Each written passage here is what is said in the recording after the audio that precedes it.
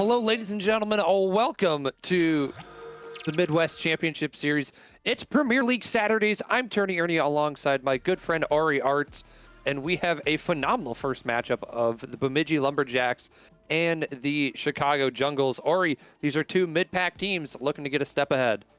Yeah, there was a lot of matches like this on Challenger too. You have two middle teams that are very close in standings, very close in points, and especially in a doubleheader. First match of the day has a lot of momentum swing to it. You get on stream and win your first match. It's usually spells pretty good things for you later in the day when you have to maybe go up against that second game, and you can easily win two and jump up a lot in standings. So there's a lot on the line here for these middle pack teams. Middle of the pack teams right now, Bemidji sitting 9th and Chicago 10th. Both teams are 1-2 coming into this weekend's games. And so, again, top 8 make land, but right now we're looking ahead to that major to get some major points. And you want to set yourself up for the best that you can because it is single elimination. Right. So that being said, looks like we have everyone in the lobby. For Chicago, it's going to be Gusky, Remix, and Lux. And then for the Lumberjacks, looks like Grayson, Swift, and Avalanche. That sounds correct. And we're just going to wait on Quick here to let us loose. Or not. Maybe I think we're just ready to go here. So it'll be Bemidji in the blue and Chicago in the orange, and we are off and running here for our first premier matchup of the day. Gusky flip reset just wide. Grayson better follow up. Tuck that one in the near post. Early start for Chi-Town. Yeah, and that's just a beautiful play off Gusky for the flip reset over most of the entire defense. Made it really easy for Grayson to put that one away. But that being said, there was a bit of a double commit. If the Lumberjacks did get a save, it could have been quite the counterattack, but it doesn't happen. Avalanche, a reset of its own, gets it around 2 past middle, but this time blocked away by Jungle. Lumberjacks trying to pull a page out of Jungle's playbook right there. Early goings here, both sides a bit shaky, trying to settle in. Was Chicago to draw first blood. Bemidji looking to answer back quickly. There's a demo. Gavalanche all by himself. Gonna let that one roll in from a distance. And we're knotted at 1. Yeah, just cleared the way with the demo. Not really much, again, that he had to do there. And 2 kind of open nets off of just good offensive plays, whether it be a demo or a more mechanical quick reset. It's been kind of the name, trying to catch this, trying to create those small gaps, trying to catch players out of position, and both sides so far doing a good job of it. Only a minute gone, still a long ways to go in this best of 5 sauce. You're scaring me. Bringing it right in front of the box like that. Remix trying to leave it for Gusky. Unable to make contact.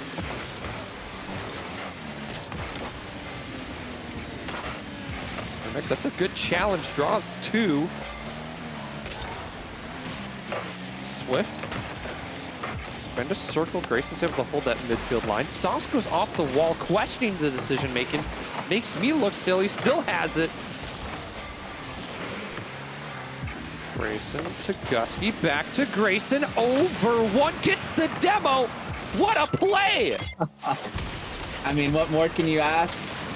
Does it all himself. Grayson over 1, lands on the backboard, bumps another defender off. Swift doesn't have anything left in the tank, no hope of reaching that ball. It slotted perfectly around him. Jungle get their lead back.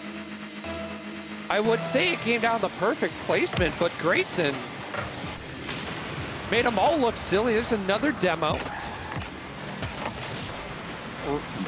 And another one. Chicago's getting hungry for the demos. Swift carries over 1. Gusky able to shut down the double tap attempt.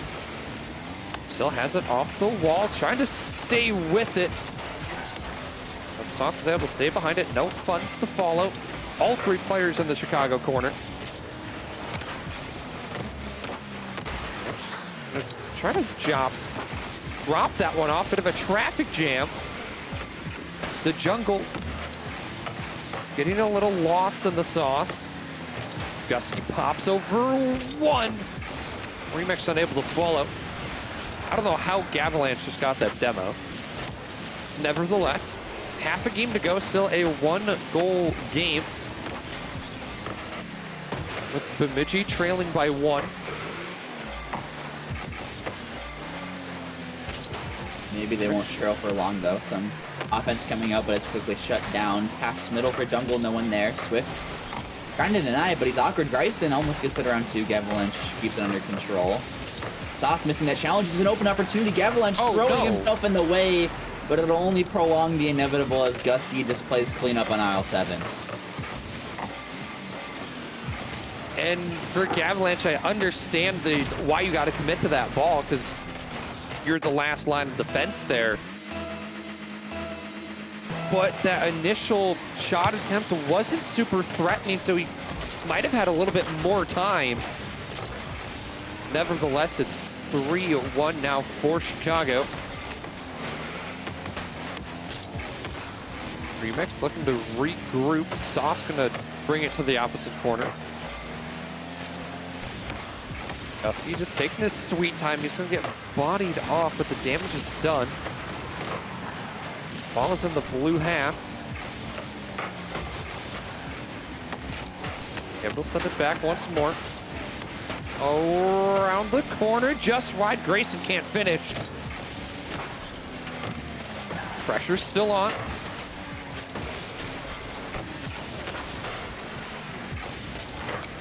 As Chicago continues to go back and forth between the corners, trying to get something set up in the slot. Nothing doing there. Maybe Sauce has something here.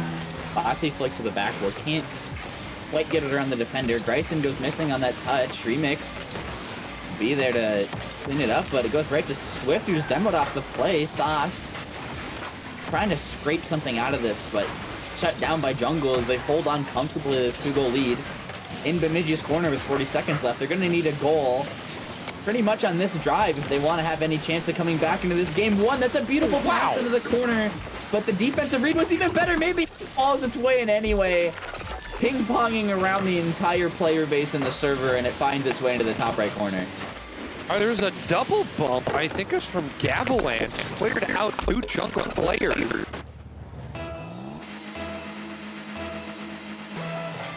Gets them within 1. 31 seconds to go. Shots are 12-4 right now. Favor of Chicago. Held majority of the possession. Gavalanche centering feed finds it. You're kidding. What? I wasn't expecting that to be a goal. It looked like they had the defense there. He was so slow and he gets so much power on that shot. I don't really think he could have done anything better on that. 124 kilometers an hour, top of the middle of the net, just out of reach of the defender. Out of nowhere, this game's tied with 8 seconds left. Do they find another one off the ceiling? Hero play doesn't find its way in, but it goes to the center of the field. Remix goes missing. The pass middle shot doesn't find its way in, and Bemidji almost steal that one out in regulation. Somehow we're in overtime. Chicago has been flashbanged. They don't know what in the world has happened.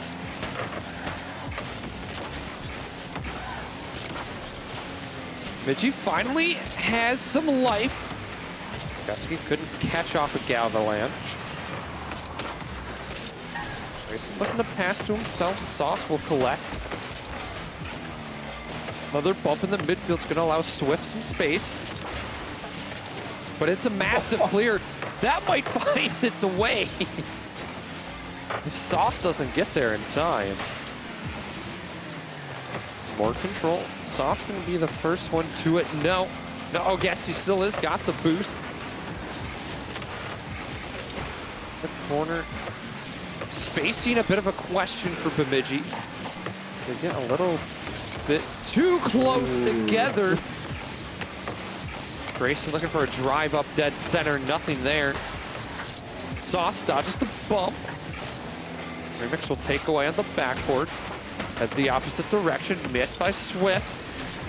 Gusky, dangerous toss, but has the wherewithal to get it away. Dead, even, here in game number 1. Gusky looking to end it, just wide open net for Remix. And the comeback shut down. Chicago narrowly escaped game 1 with a victory. I wonder what happened with Gavalanche. Maybe he thought he had more time on that touch. He had a full tank and he decided to slow his aerial down to maybe try to get more of a control touch. But Gusky saw that he was really slow to it, jumps up and just beats him to it. And he didn't have to do much. He didn't have to do much with it. He just had to help it, help the ball to get on net. And he knew one of his 2 teammates were going to be right there to bury. Remix there to do just that. Shots 15 to 5, and right now for the Lumberjacks, I don't think 5 shots a game is going to cut it against this jungle team who is able to control the ball so well and just hold on to possession. Yeah, but I mean, if Lumberjacks do get those higher shot totals, the quality is there. They have a really high shot percentage. It's just, getting more actual looks at the net. And they had the flurry at the end there to come back into that game and stay in it. But I feel like a preventable goal in overtime doesn't that comeback. It's only game 1, though, and I don't really think that you can ask for a better game 1. No. Usually it's the most chaotic. Most teams are, just trying to feel each other out, bang the ball around. But yeah, last week both teams had a sweep and then lost in game 5. So both of them looking for that consistency. But again, going into game 2 here, nothing to write home about. Nothing. There's no real major flaws for Bemidji. Just they were the one to make the last mistake. So that being said, game 2 sauce. Oh, that would have been pretty. Couldn't find it. Gusky around the corner. Swift up well and early. Once it's a good 50, he's going to follow this one up, centering. And it was Grayson to get just enough on that ball to flip it over the goal mouth. Calamity right in front of the net. Chicago really like to utilize these demos. Grayson? Don't know how he keeps someone out. I'm dumbfounded. I have no idea how that ball doesn't go in. Regardless, just to keep it 0-0, and only a minute gone by, Swift trying to change that. Avalanche continuing the play in the corner, has his teammate middle, gets it there, but 2 players on defense are there to meet him. Gusky now with the ball, shut down early by Sauce, but Grayson and Remix with 2 demos. Bloodbath. Just clear so much space for them to get the ball out, but they just bang it at the corner, and their offense dies so quickly. Sauce, beautiful flip reset over 1. Can he dunk it through? No, he can't. Bemidji still showing signs of life after that demoralizing OT loss. They're not looking to let that define the series. Ooh. Wow. Okay. That was almost insane. If you can make connections like that, and you're the 9th, and you're the 10th best team in the league, I'm questioning how you ended up there. That maybe the top 4 teams are just insane. That could also be it. Last week for Chicago, they fell to the Inferno in game 5, and the Inferno are a top 3 team, and then they swept the Maulers, who are towards the bottom of the table. So for the Remix, they're looking to find themselves, but Sauce knows right where he is. He's in himself. And boy, is he not lost. Just through the throat of the defense there, 2 players up, doesn't care. Slicing right through the entirety of that defense and puts them up by a goal here in game 2. You have to challenge that so much earlier. Uh-oh. Now, this wasn't a Gavalanche, but he outplays Remix on this 50.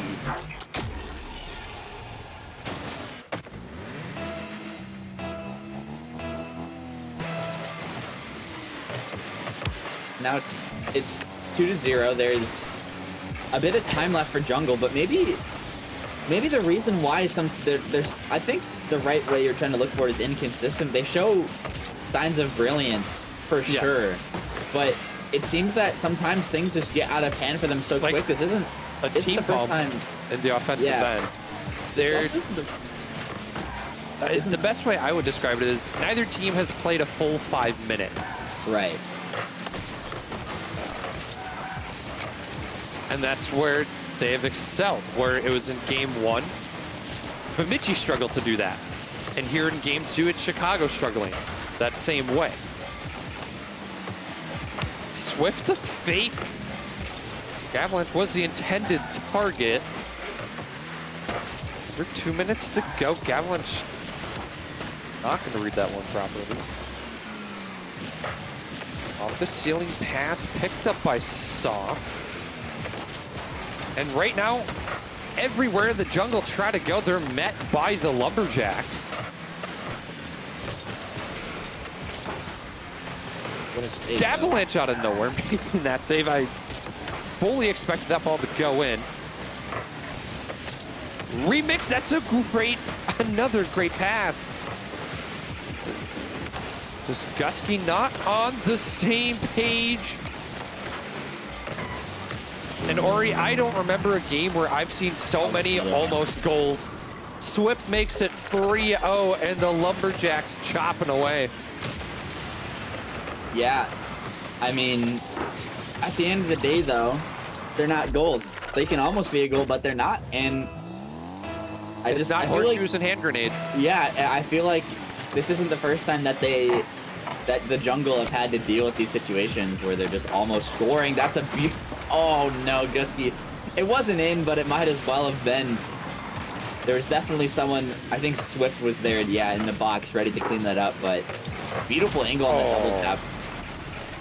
And this isn't the first time that Jungle have just conceded momentum goals. Like, in the end of game 1, they had 2 scored on them in pretty quick succession, and then in game 2, right off the bat, 2 back-to-back goals. It just seems that things can just kind of get out of hand with them really quick and kind of out of nowhere, right? So maybe that's why they're struggling to kind of stay in that top contention, but Gusky might be breathing some signs of life into his team. 33 seconds left. Do they have what it takes? And a missed backboard read. Avalanche and Swift both caught flat-footed as they just kind of watch that ball bounce off their backboard and Gusky to pound it back in. 4-1. You get a little bit of momentum back your way. Try to find more. Grayson gonna get it. That might have been a team pinch. I thought Swift was gonna get there. No, he was not gonna get there. Neither of them were, yeah. I mean, speaking of back-to-back goals, there's 2 right there for Jungle. You know, maybe it doesn't stop here. When it rains, it usually pours, but that kickoff is really rough for them. And as it goes on, target save though. Maybe an opening, but Sauce will collect it to his corner, pop up around 1. 13 seconds left at last man demo. And nothing, they don't really have too much left on the offense. 5 seconds left, it rolls up into the corner. It's all but over now for Jungle. As the series gets tied up 1 apiece. One for the road, why don't you, Swift? I know we didn't do predictions earlier on, but especially with the way that it's going now, who do you really see coming out on top in the grand scheme of the series? Right now, again, it's still dead even. One team dominated game 1, the other dominated game 2. Neither side has played a full 5 minutes yet. And right now, we're just kind of waiting to see who's going to do that first. And I think whoever does that first will win the series. But right now, it's just inconsistencies plaguing both sides. Right. And that game, though, Lumberjacks, aside from the 2 goals that led up at the end there, looked a lot more solid. Both teams make mistakes regardless if it's Yes. the first seeded team or the 16th. It's just about how teams capitalize off of those mistakes. And I feel like Lumberjacks just did such a better job at realizing, firstly, when Jungle made a mistake in the first place, and then also, just as important, how to deal with it, how to capitalize off of it, Yes. how to turn it into a goal. Another thing I want to make note of, if you look at the score of the Jungle, 400, 400, 480 for Gusky and Grayson. Remix sitting at 140. So he wasn't as much of a factor here in game 2. So going into game 3, hopefully he can step up a little bit more, get his team over the peak, we'll say, against the Lumberjacks here. Because to win a series, Ori, especially at this level, you need all 3 players to pull their own weight. 100%. And I don't... Sometimes points happen that way because maybe you're just third man a lot of the times that you have offense, or maybe you're getting like a touch like that from him. You don't really get, you get like 2 points for it, but it relieves a lot of pressure. It goes to your teammate. It helps out a lot in the long run. It might turn That into helps out a lot too. You're just talking about him, and there he is. He's got on the more scoreboard. points already than he did last game.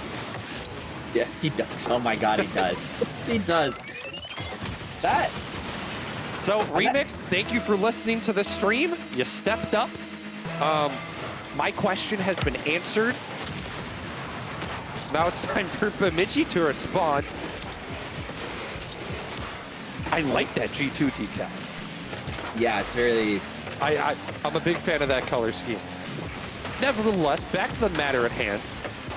Chicago, back to where they were in game 1 in the lead. Didn't lead at all in game number 2. Grayson's short chipper, nothing there. Swift delays the pop, flip, reset, trying to go for 2 bumps, unable to find either. Oh! Just off target. That was a good attempt from Saucy. Got the reset and then just kind of let his car hang in the air. Didn't air roll or move or anything. Tried to bait in the defense, but they still kind of have this offensive possession going. As soon as I say that, Remix, quite in the last game. This game, though, has been proving his worst so far, but a lot of time left for Bemidji to come back. It's a beautiful read on that shot from Gavalanche. Pass back out middle. Sauce has space on the ball. Fakes low. Trying to get it around, but Gusky. Beautiful 50 player goes missing. And Remix again will put away a goal. Everyone look away. Oh, Gav, buddy. He's moving. That hurts. He's rotating to the left, but shooting to the right. It's just such an awkward ball to kind of... Over the shoulder like right. that. You got to turn around in midair, and it's just so awkward. But regardless, 2 goals isn't that hard to come back from, and literally, 3, as I'm however. saying that sentence, 3, however, might be a bit rough. For me, the 3rd goal is the most important in every game. Right. Even You're if either it's up tougher, 3-0. happens. You happens either goals. cut the deficit in half to make it 1-2, and you got momentum on your side. Huh? How does Sauce get that demo? I think he was supersonic after the flip, and the defender was What is happening? in his way. That Did one was a little Did bit... they buff demos? No. They've always kind of been... You've been able to hit people with your tires. It might have It looks been. weird. It might be because I haven't played the game in a hot minute, but demos just seem oddly more consistent. Yeah, they I did. think we they have a did rule change 1. the- Yes, we do. They changed the vertical angle that demos have. They changed the angles that demos happen so they're more consistent. That is true. That happened, I think, around like a year ago, so it's been in the game for a bit. Off target, Grayson for the follow. That's a beautiful save. Remix trying to keep up the pressure. Has time in the air off the ceiling. Gets 50'd out. Up high. Grayson again keeping this in. Boost is running low on the side of Lumberjacks. How long can they hold on? No. Poor Remix Remix. with a backflip. Okay. Panic on the other side, but they hang on. Now we're just in 2s. Sauce. Buddy's Yeah. gonna get bodied. And Gusky and Gavalanche having a nice conversation. Just giving each other advice on how to play the game. Oh my gosh. It's now 4-0.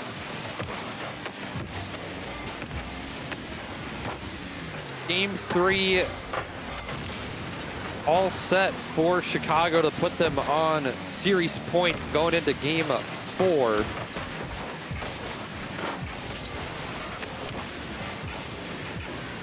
Despite a monumental collapse. But with 100 seconds to go, I don't feel like that's going to be likely. Sauce. Space doesn't get the pass he wants.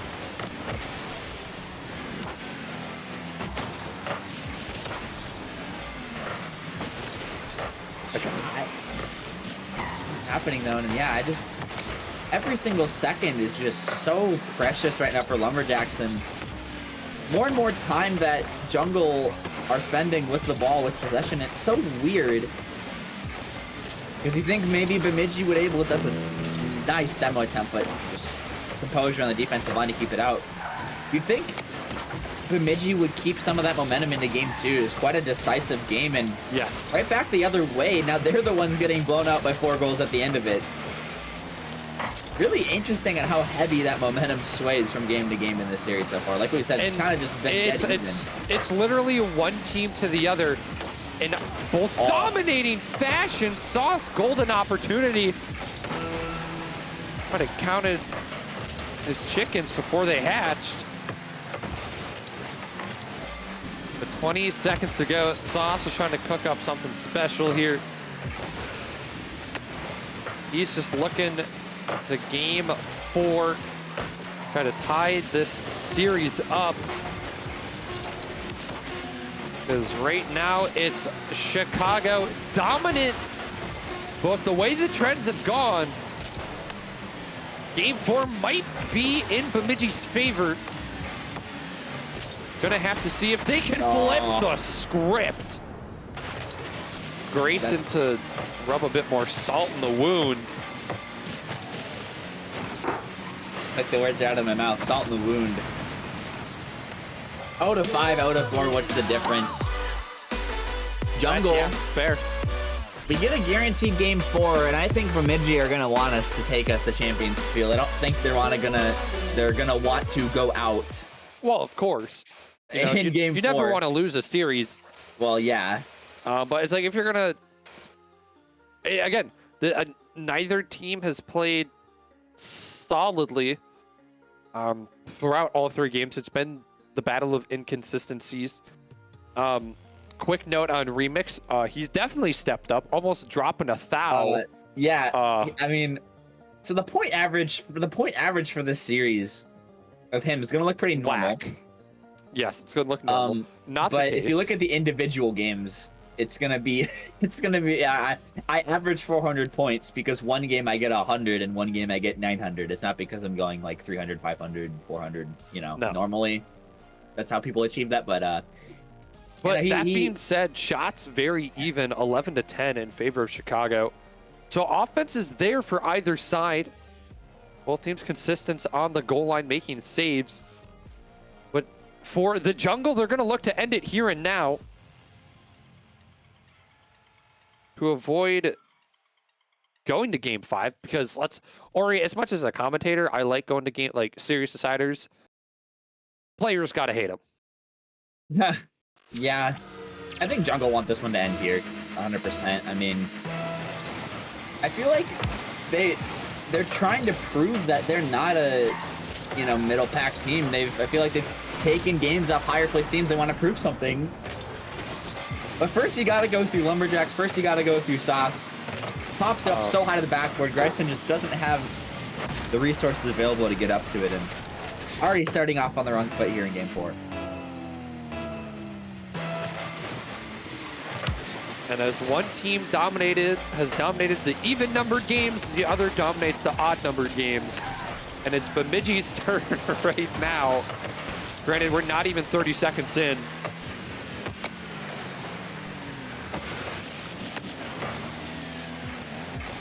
Sauce gonna work to the corner. He might have gotten bumped off. Remix Doomsy isn't there, gets a bump. And Grayson will capitalize. Remix had me fooled. I thought he was going all ball here. Oh. The bully play. And that's a huge momentum when those bump plays, when they happen to you, are just so infuriating. But when you're the one sniping someone out of the air like that, must feel so...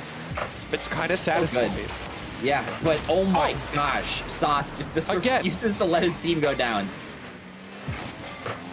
Sauce is like, no, it's an even numbered game. It's our turn to light the lamp. And just, again, another masterclass of a shot. From Sauce. Gives Bemidji the lead once more.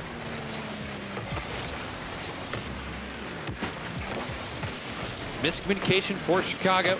Could be a chance. Gav's going to fan on the corner.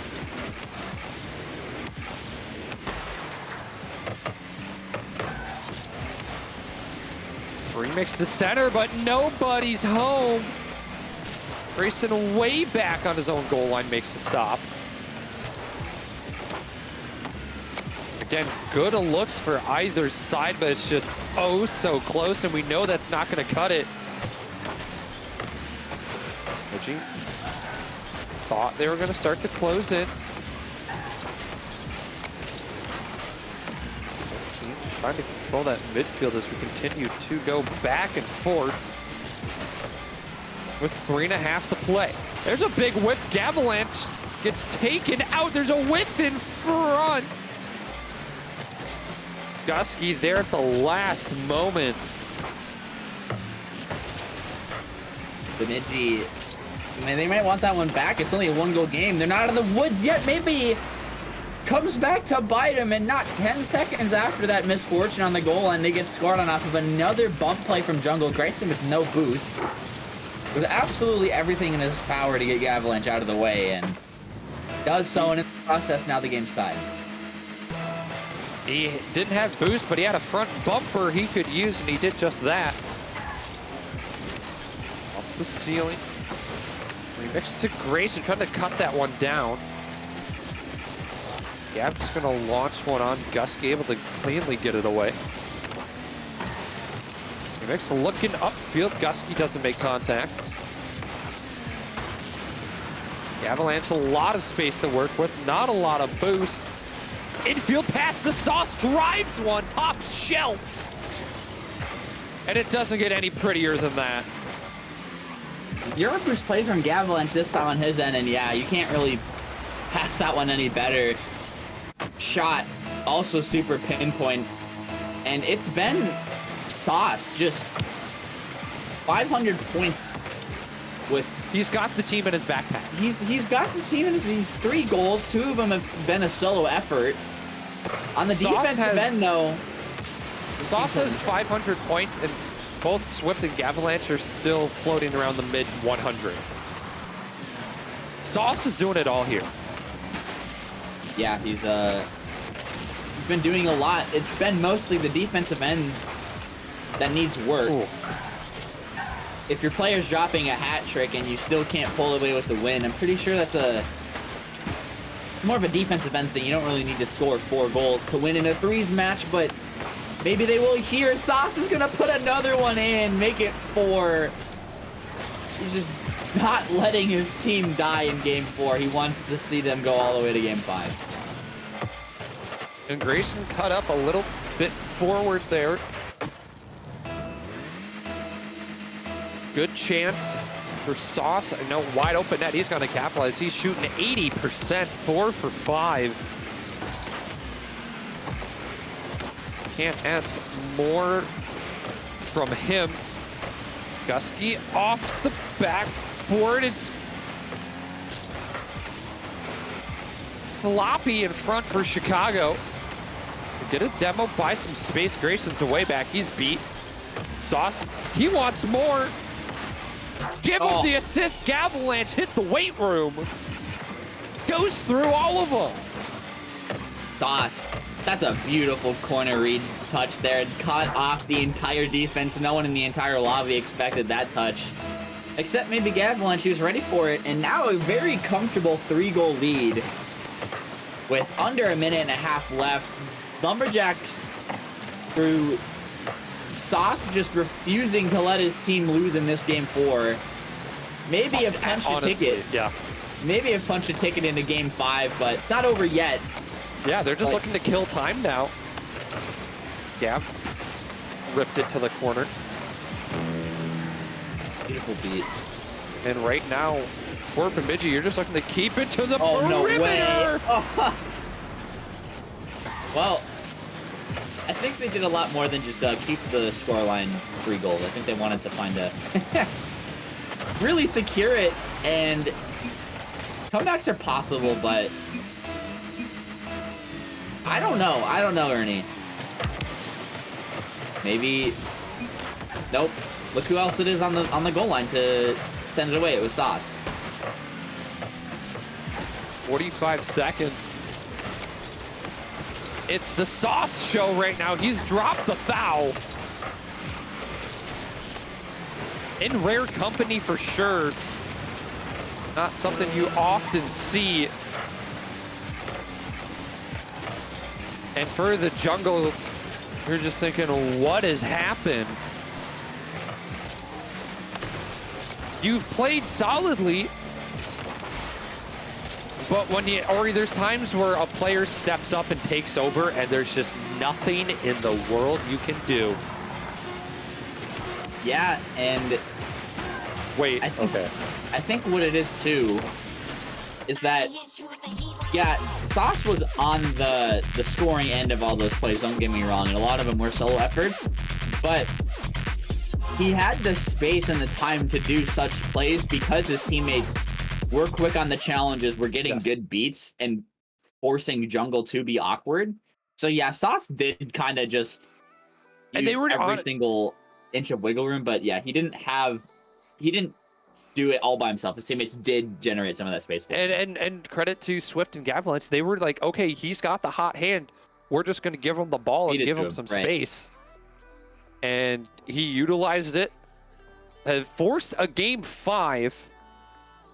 So for the second week in a row, both of these teams will have to play in a game 5. And last week, neither team won in game 5. One of them is going to do that here.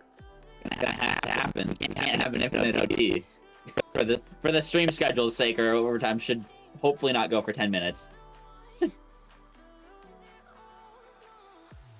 I don't know what else to say. Both teams have opened the fridge and showed us their sauce. So going into game 5, we're going to need to see a little bit more. See who's going to be the victor here in it. Game 5. Swift trying to start us off early, met by Gusky. Sauce, he's got the hot hand. He's got the flipper. But just too high, couldn't drop that ball down. Gavalanche to follow. He's got one of his own, took it away from Swift. Midgey's got to be careful here, trying not to be too flashy. Doesn't matter. No. Grayson to go bar Mexico with it. No boost in the tank for Geske. He still gets the demo somehow. Starting off on the wrong foot, Bemidji, they had nice looks at the net, but they just sent too many people forward, and they pay the price of it. Swift, though, looking to get something back, can't find anything. Sauce. Quite finding too much for Gavalanche, will send it towards the net. Easily read by Jungle. Just looks so tenacious on the offensive end. They're just headhunting. Midgie are in constant fear. Sauce. You see what he did in game 4. Can he replicate it? No. Geske. Beautiful 50 on the offensive end. Sorry, Swift. They're dribbling it around 1. Gets it down the field. Gavalanche to follow. Remix right over his head, though. But Sauce cuts off the play. Picking up right where he left off in game 4.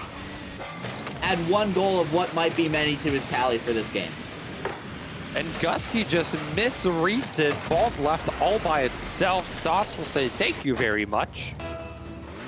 We're tied once again, and I was going to mention, in games that Chicago has won, they got aggressive, they got physical. They were bumping left, right, and center off the short post. Gavalanche. Try to. Well, he's going to want that one back. There's another demo. Almost a goal for Remix right there. He's still in the box by himself. Left unaccounted for. Oh, that's all 3 players in the corner for Bemidji. That's. You maybe think 2 because Gavalanche has no boost. He's awkward, but all 3 players cutting into the play and going for a ball that by itself isn't really threatening. All you can really do with that one is throw it mid. You really don't want those to happen, but it did come off of a physical play from Jungle that started it all, from demos in their rotation just to throw him off a little bit. Swift trying to cook up something here. His team needs a goal. They have a lot of time to do it. Jungle also have a lot of another time to widen their lead, but Swift is faked out to him. It won't go on target. Gusky with a big clear. Right back the other way. Counter-attack opportunity, but it's hit wide, and Lumberjacks hang on. Oh, what a beautiful... Oh, good pass. Bemidji, again, they're knocking on the door. They're right there to tie this game up. But when you have trades like that, it doesn't matter. Take the hit, make the play.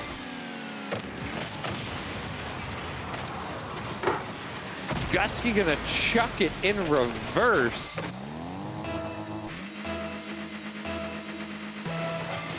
And that's a huge goal, putting them up by 2. Making it that much harder for Bemidji to get back in it. Still half the game left to play. When Sauce is on the ball, anything's possible. Double tap attempt goes high, but he fakes it out for the shot, and Gavalanche puts it within 1 yet again.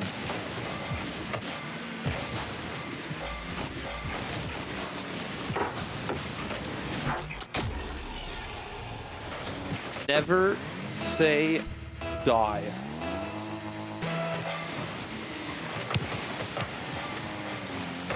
Half a game to go. 1 goal is the difference. Oh, trying to give them a taste of their own medicine is Swift. He's still headhunting. He's going to take the boost. Get off ball. Gavalanche controls, trying to center. No one home. Just a Remix. He gets demoed. You could see that coming from a mile away. Swift, another. Sauce to finish off the short post. Remix gets there in front. Wait. And it's tied up.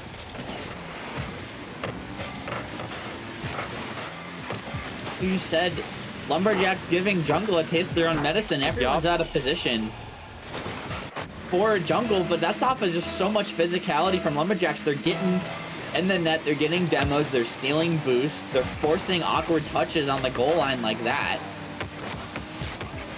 Oh, that just to tie the game up. Sauce dangerous on the backboard, but there's a numbers advantage. The demo's gonna come through. Swift towards the bottom right far post, puts it away, giving them a 1-goal lead. And the amount of times we've seen this series with the flurry of goals one way or another. And right now, it's Bemidji with all the momentum. Again, it's a 1-goal game, still plenty of time, but now it's the other way. Chicago trail. They're just getting eaten alive, demo after demo.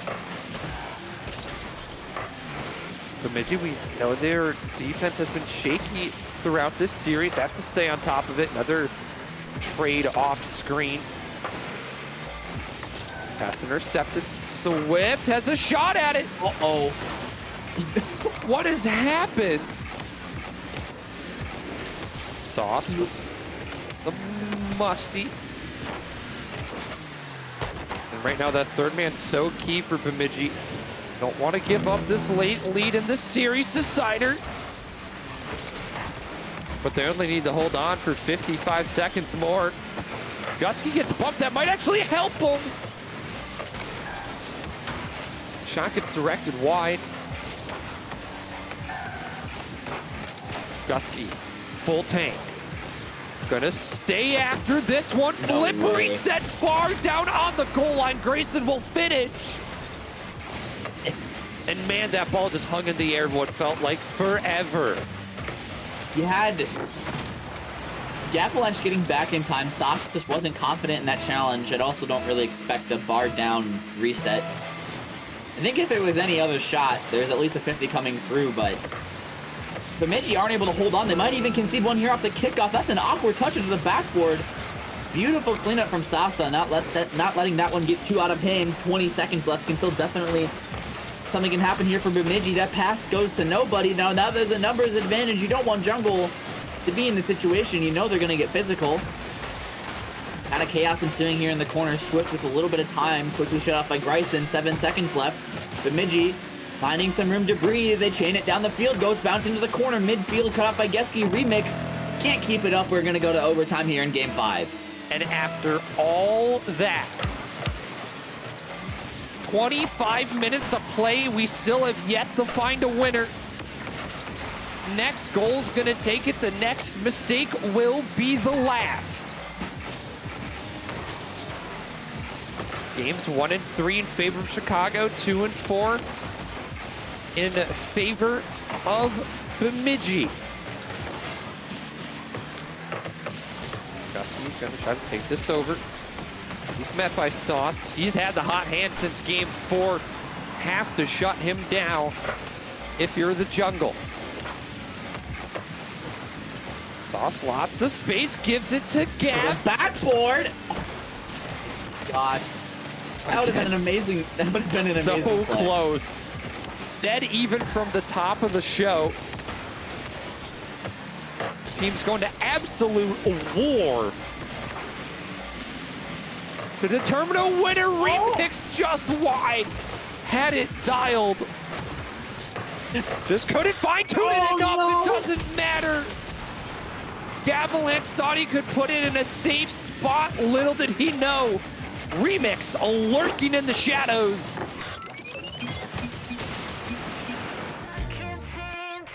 That's just...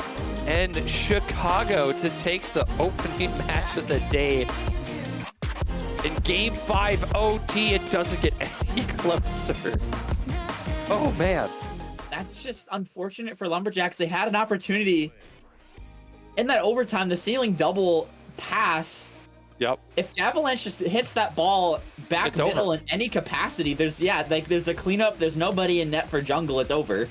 And down the other end, there's an awkward touch on the goal line. It is kind of in a safe spot on the backboard, but Bemidji sends 2 people at it, and then sends 2 people at it again on the goal line, and Jungle just really only have to use 1 player in that entire play.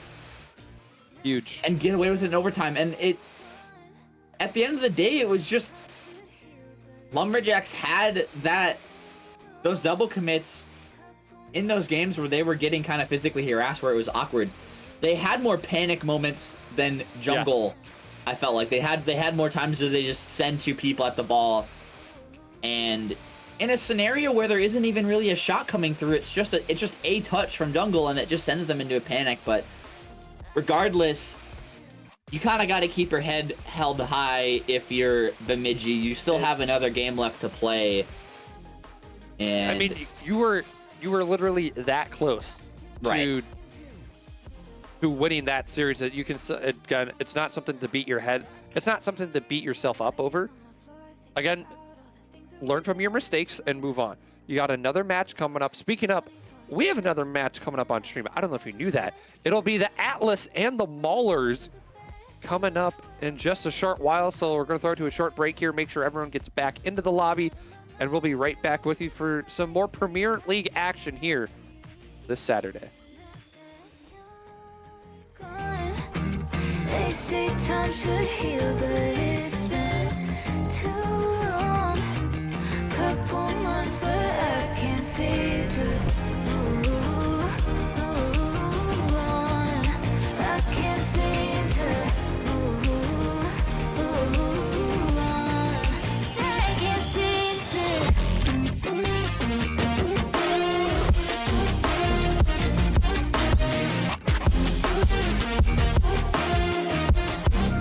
I can't seem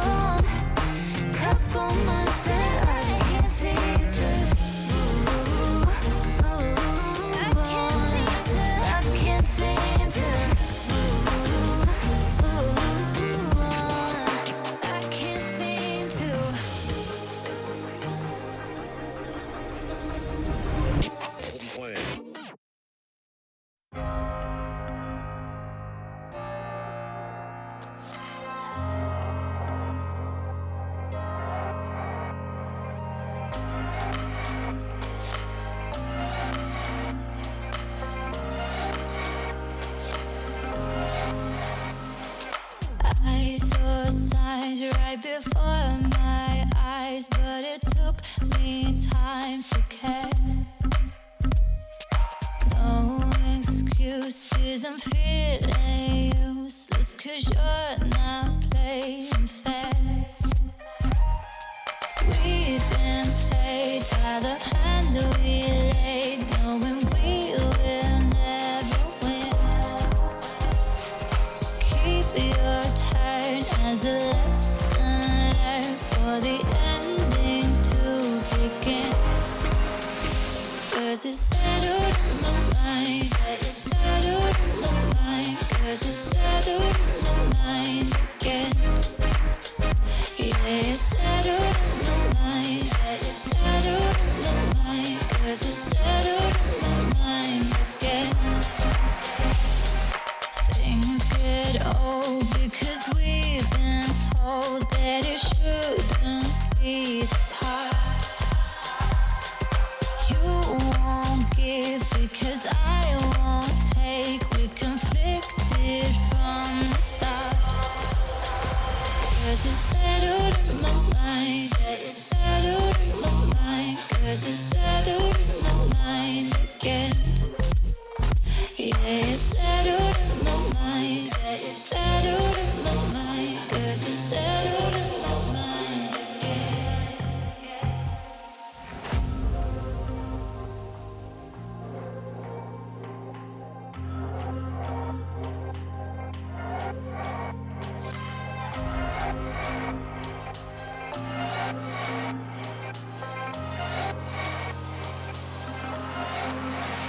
Cause it's settled in my mind, yeah, it's settled in my mind. Cause it's settled in my mind again. Yeah, it's settled in my mind. Cause it's settled in my mind. Cause it's settled in my mind again.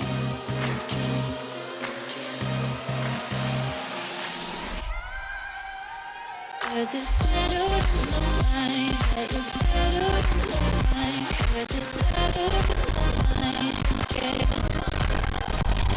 Yeah, it's settled in my mind, it's settled in my mind, 'cause it's settled in my mind again.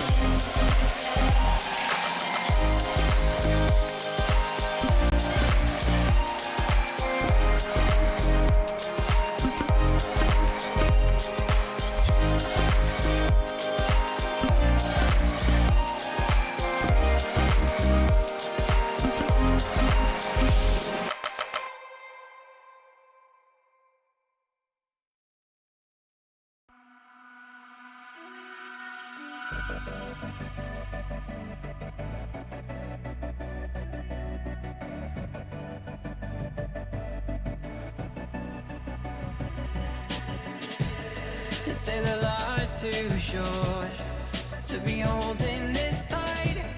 So why am I walking light? And in this world of light and color, I'm not afraid of the night.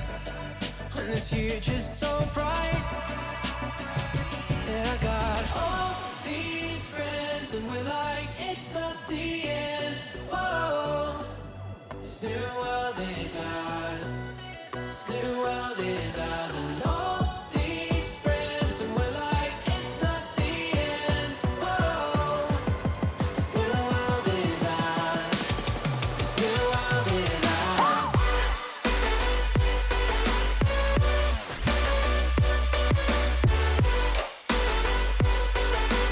This new world is ours.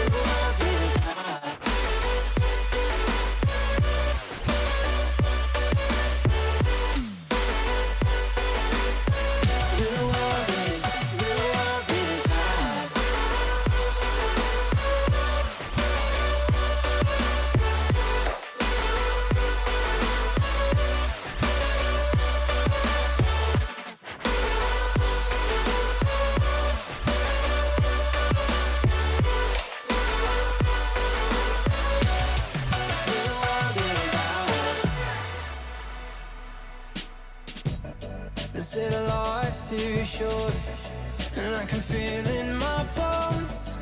The horizon is close now, now, now, and the world's after the storm. We come out strong now, now. And I got all these friends, and we're like, it's not the end. Whoa, this new world is ours. This new world is ours. And all these friends, and we're like, it's not the end. Whoa, this new world is ours.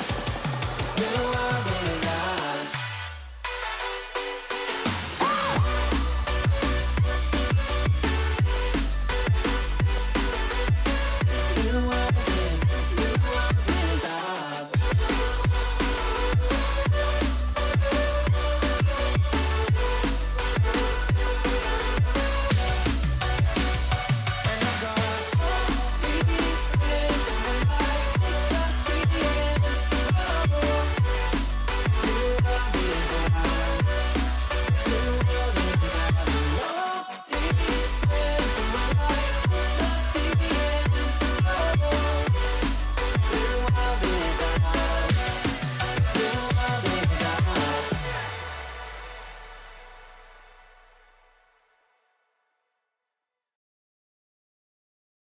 I still think of you.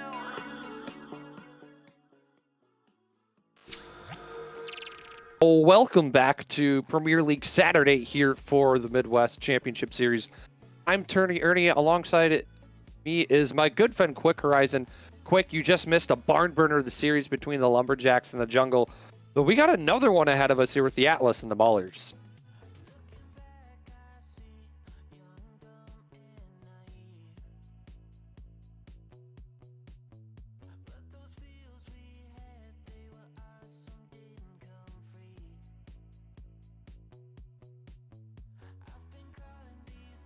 Mhm.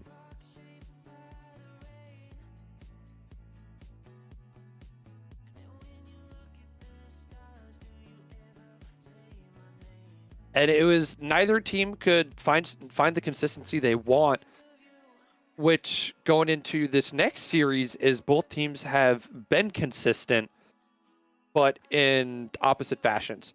Last week, Atlas went to Game 5 in both series and they won them. And for Bloomington, they went to Game 5 in both series and lost them.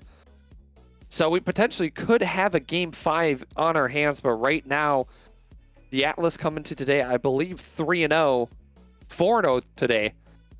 And Bloomington is 1-3.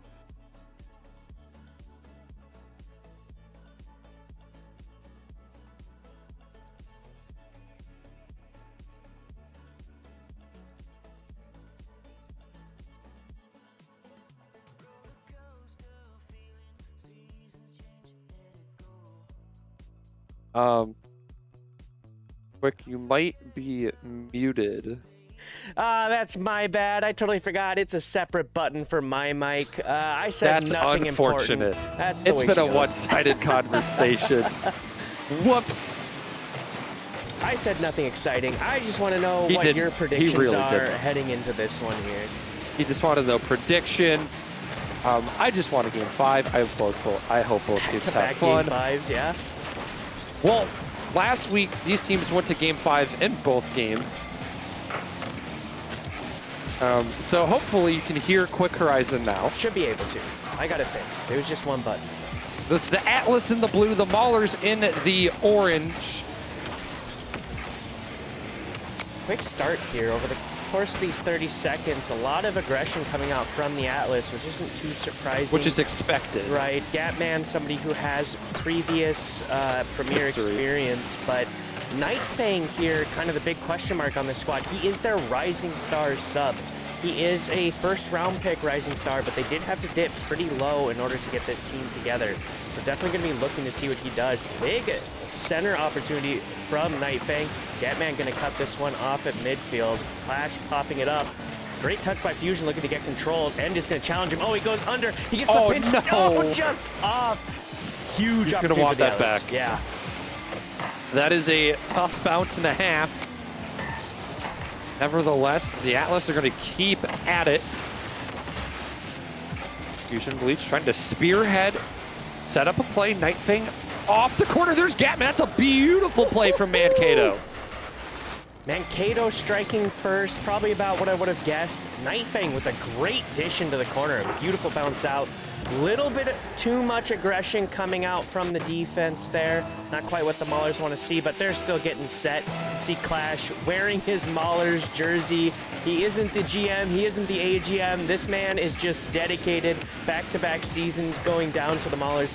Last season, he barely missed LAN on Challenger, so I'm sure he's got some weight on his shoulder heading into this season, regardless of the league that he's playing in, looking to help his franchise that he is so dedicated to do the best they can. Tricky, huge pop-up, and End is going to finish that one, tying it up really quick.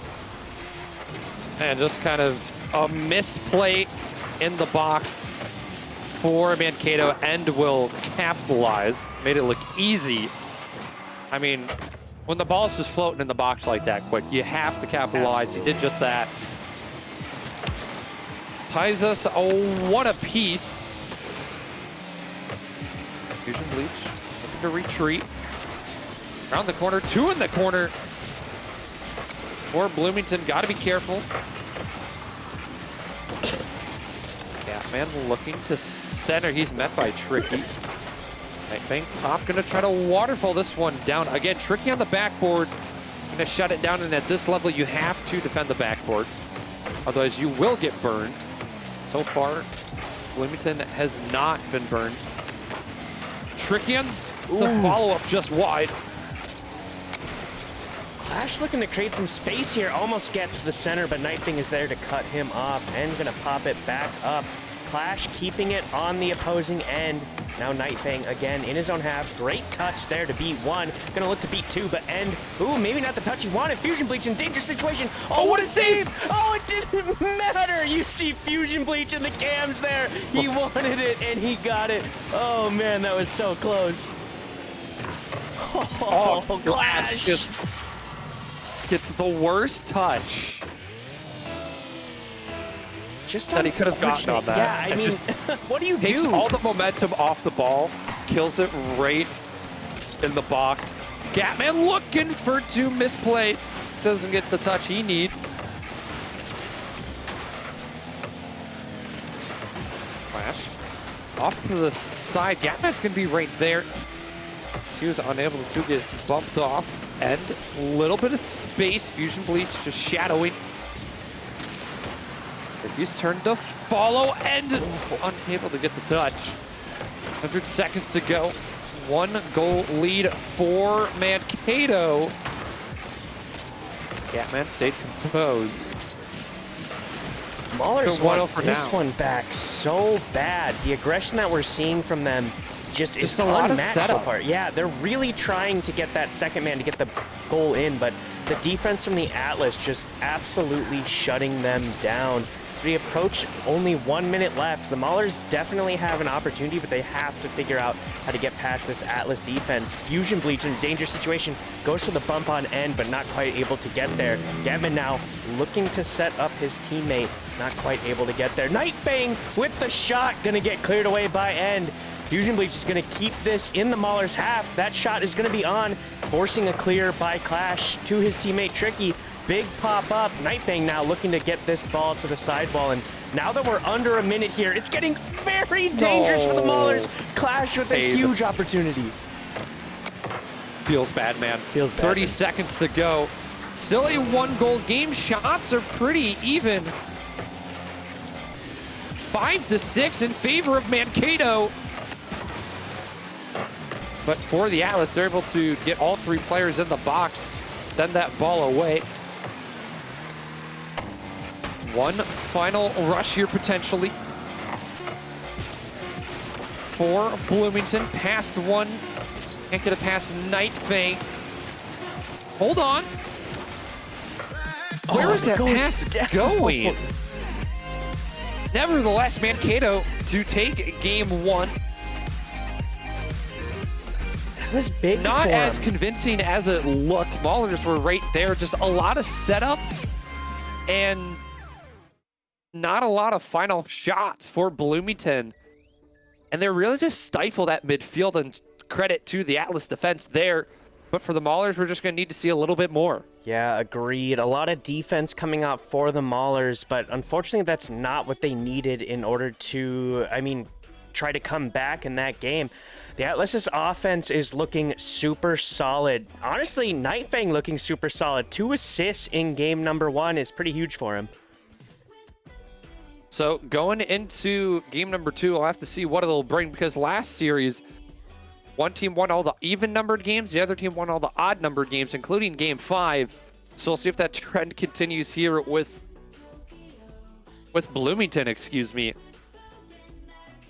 Yeah, 2-1.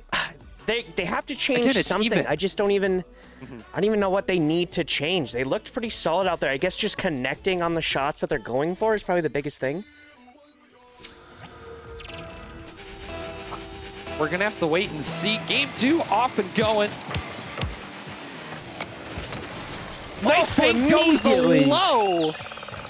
Hello. New name to me, making it known. Good on him. What a great read off placement. the kickoff there. A very aggressive follow, allowing him to even have the opportunity to get a touch on that ball and beating out all of the defense for the Maulers. But plenty of game to go here as we see Fusion Bleach trying to make it a little bit less close. Gatman with the follow-up, also over the net. Fusion Bleach for the 3rd touch on net. Gonna put it on. Where is the Maulers defense right now? 13 seconds in, they have 4 shots. Oh, man. The double commit for the Maulers, panicking on the goal line. They just need to take a deep breath. They clearly have the skill that it takes to score on this Atlas squad, but seems like they're kind of rushing onto some of these touches, which the further down that you fall, the worse that habit can become. Fusion Bleach trying to get another, doesn't make the contact he needs. End in the corner. Gonna cough it up right to 2 Atlas players. Centering feed. There's Fusion. Bounce shot is savable, shockingly enough. Clash to move this one forward. The sub for Bloomington this afternoon.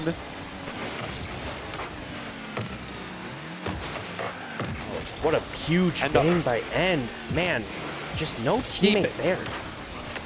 Able to bang it off the sidewall, but that's not where the net is. Doesn't really put it into a fortuitous position. We see Clash launching one on off the backboard. Clear goes down 3/4 of the way to the field from Fusion. Through the fire and flames, it's a Nightfang. He had all 3 players surrounding him and just threads the needle. What a huge beat there. Up by 3. Are we sure he's Rising Star? I think I'm starting to second guess that based upon what I'm seeing and what I'm seeing in the chat. Scrolling down here. Yeah, I'm guessing I'm wrong on that one, but man, he is looking absolutely solid. No, I always question when a sub gets listed like that. But he seems to have slotted in just fine, has been very composed throughout the opening part of this series. He's going to get another Clash at the challenge at the final moment. Gets the clear, tricky pass off the mark. Was looking for End. Chases after it, 50, not enough. Oh. Clash just pinging it at him. Good luck. If he'd have taken just a second there, he had so much net to work with, so rushing into that one, not exactly what you want to see, but still plenty of game for him. Another follow-up, almost connects on that one. Pibbles, thank you for the clarification. We're just a little confused. That being said, half a game to go. It's been all Mankato.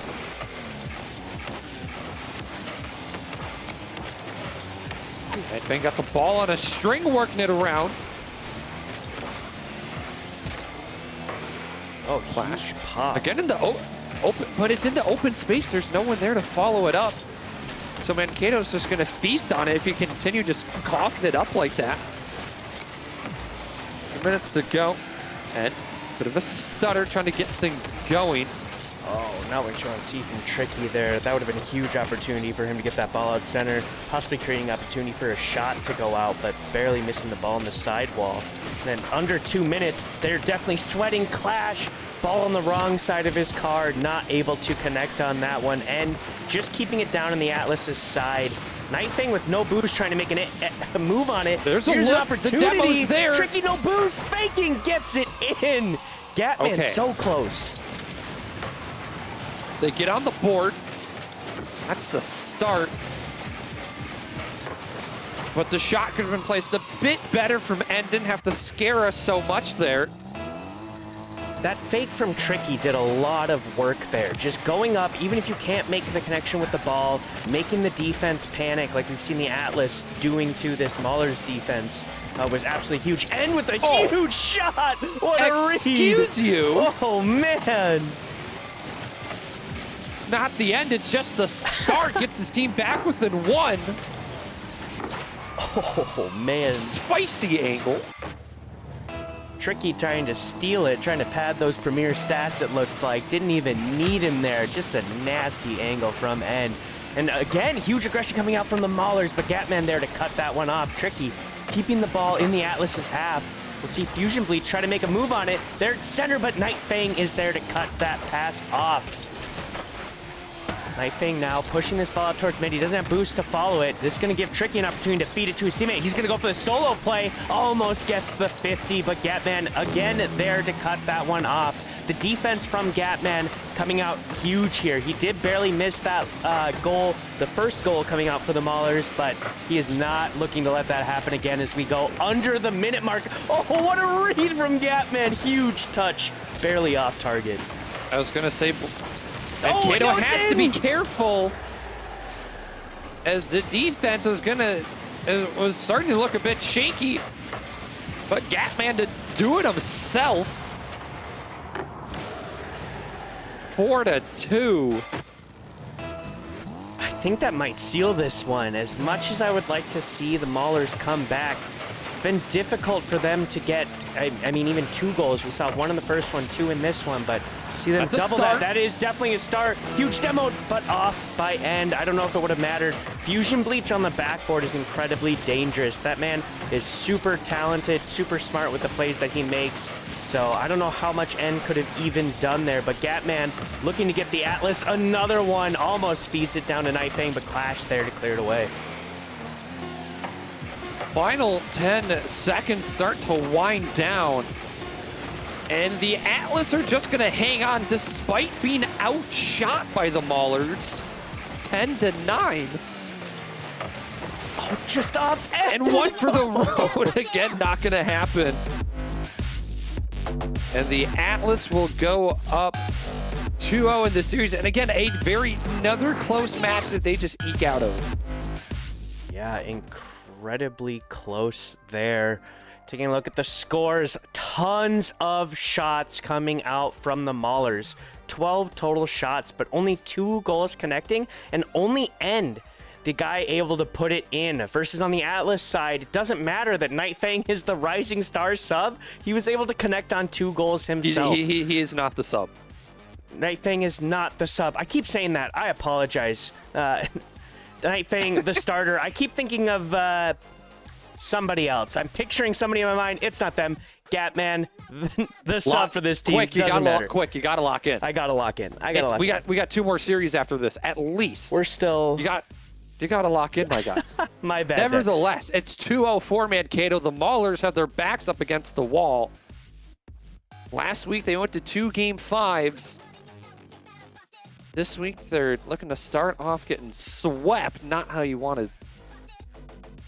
Maulers really got to step it up. Start. They're getting the shots on net, but they need to get it past the defense. The passes that we're seeing come out for them are super solid, but it seems like nothing that they've been trying has been quite working out. I kind of want to see more demos coming out for them. See that first man commit a little bit harder, maybe fall off the ball, and go looking for that demo to try to shake up the defense. Just because pure offense is definitely not working against this Atlas roster.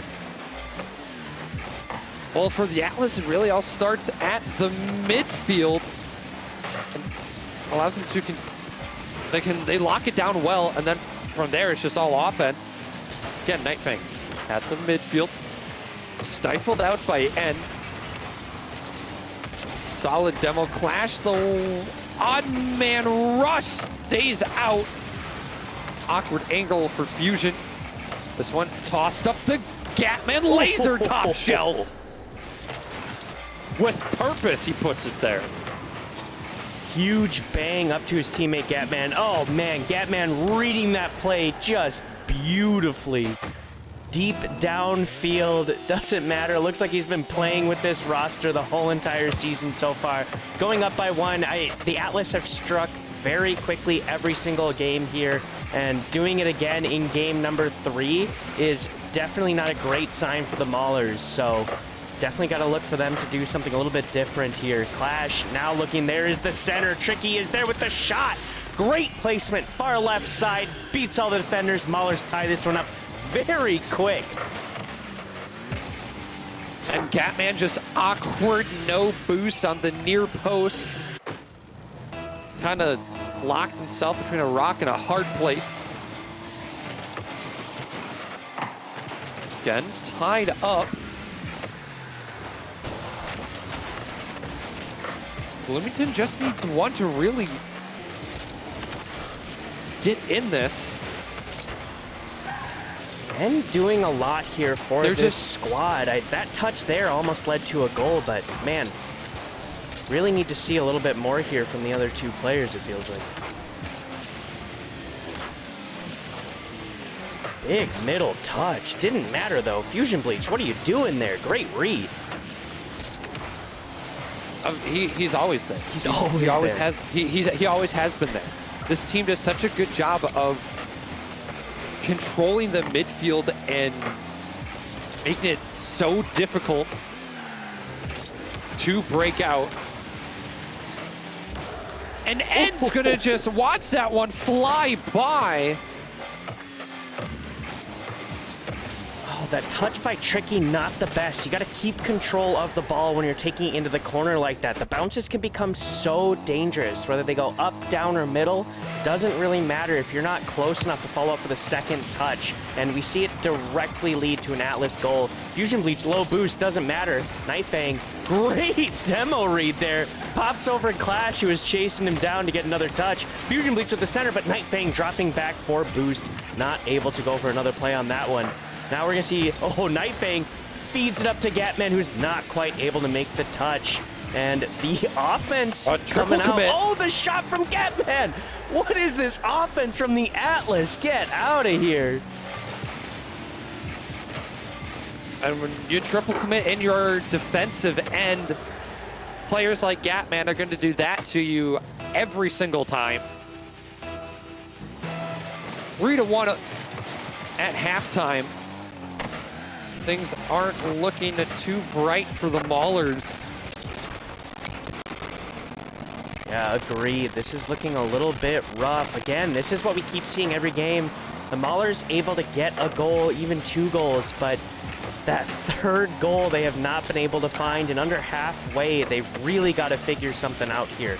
And you know, I mentioned demos at the start. I wanted to see them maybe going for more demos on the goal line of the Atlas, but that ball gonna leak through. Okay. There's the second. Plenty of time still, but this is pretty reminiscent of the last game that we saw. But yeah, I mean, I don't even think it's demos. It seems like the Atlas locking down the Maulers. Well, it's hard to demo in your defensive end. You can't actively hunt for them, because if you do, you're gonna leave your net wide open, and then you're gonna get scored on. So you have to be able to find new ways to break out of your own end, get past the midfield line, able to set up shop in your offensive third, and go from there. Again, you're down by 1, still plenty of time to tie this game up. But the Atlas have just been so strong on defense. Again, we're seeing it's difficult to break down. Yeah. Nightfang popping it out towards middle, and Gatman reading it off the midfield. The Atlas's midfield pressure just seems to be unmatched. The way that they're able to feed to their teammates downfield, and maybe if they're not intentionally feeding to their teammates, the way that their teammates are able to read that the ball is just going to go there. Off the corner, that kicks middle. Off the Oh, angle, there well, it there's is. the demo end off the post. Good job to keep it in. Keep the Atlas on their toes. Centering feed. Clash Let's by go. himself ties us up. Huge shot from Clash. Massive pass from Tricky. What a great read off the wall here. Dishes it perfectly to him.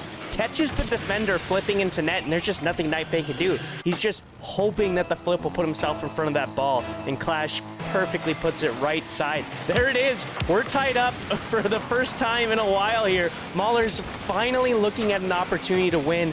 Heading into the final minute of a match. Let's see if they can actually close this one out, though. Ooh, almost shut me up really quick. Scaring me with the misread in the box to get back out of it. All three players in the corner for Mankato are all right. And back and forth to the midfield. The pre-jump from Tricky works out.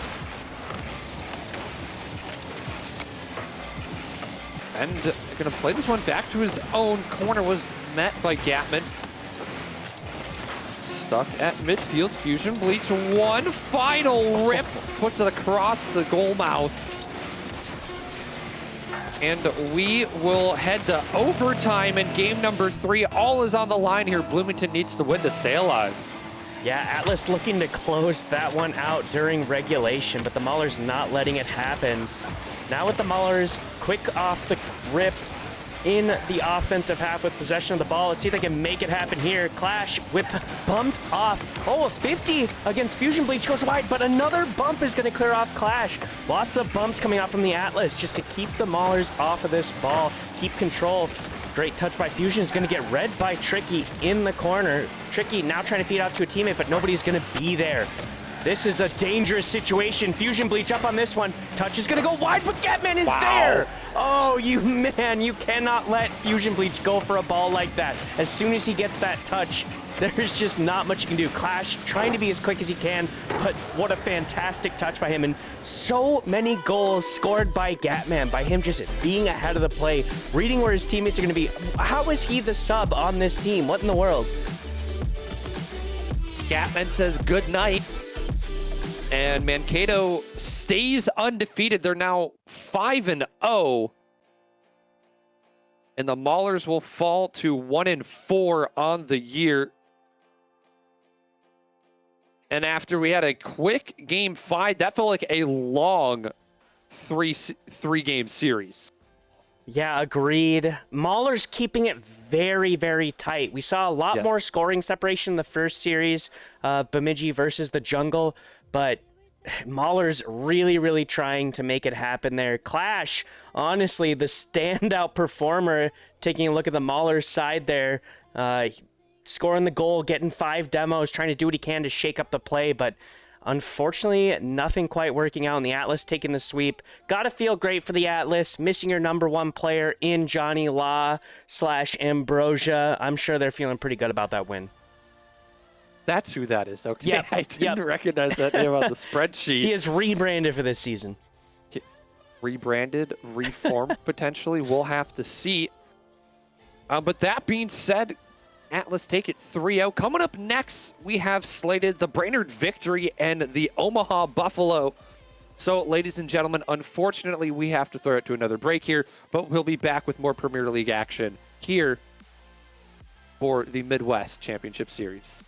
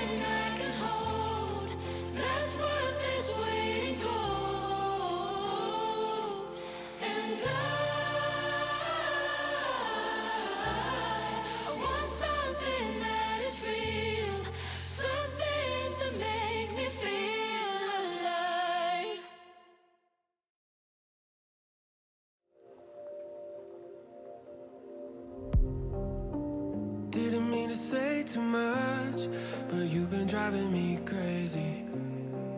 Never felt like this before. I try to be nonchalant, even though it's obvious. I can never help wanting more. Oh, slip into the dark and then we end up in each other's arms. There's no looking back, I gotta find a way to where you are. Make me your shadow. Wanna be with you wherever you go. You know I'll follow you. Only feel right when I got you close. Without you, I'm hollow. Wherever you are is where I call home. Make me your shadow. Your shadow.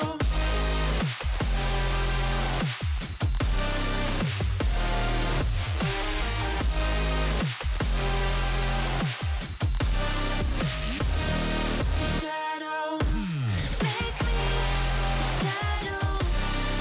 Wanna be with you wherever you go. You know I will follow you. We can never test apart. I'll follow you into the dark. The dark.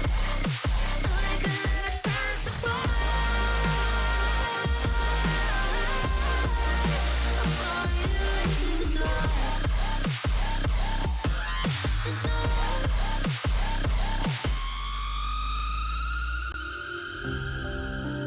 Play me like it's truth or dare.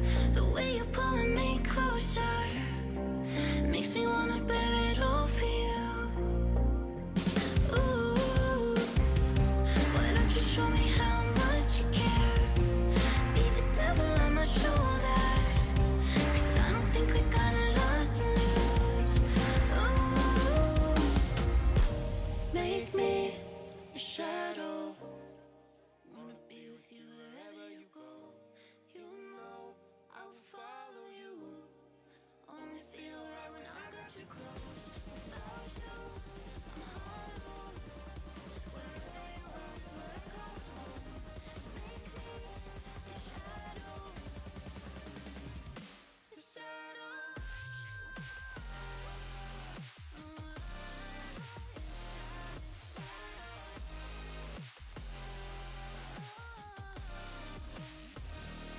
Shadow, make me your shadow. Wanna be with you wherever you go. You know I will follow you. They can never test apart. I'll follow you into the dark. No, they can never test apart.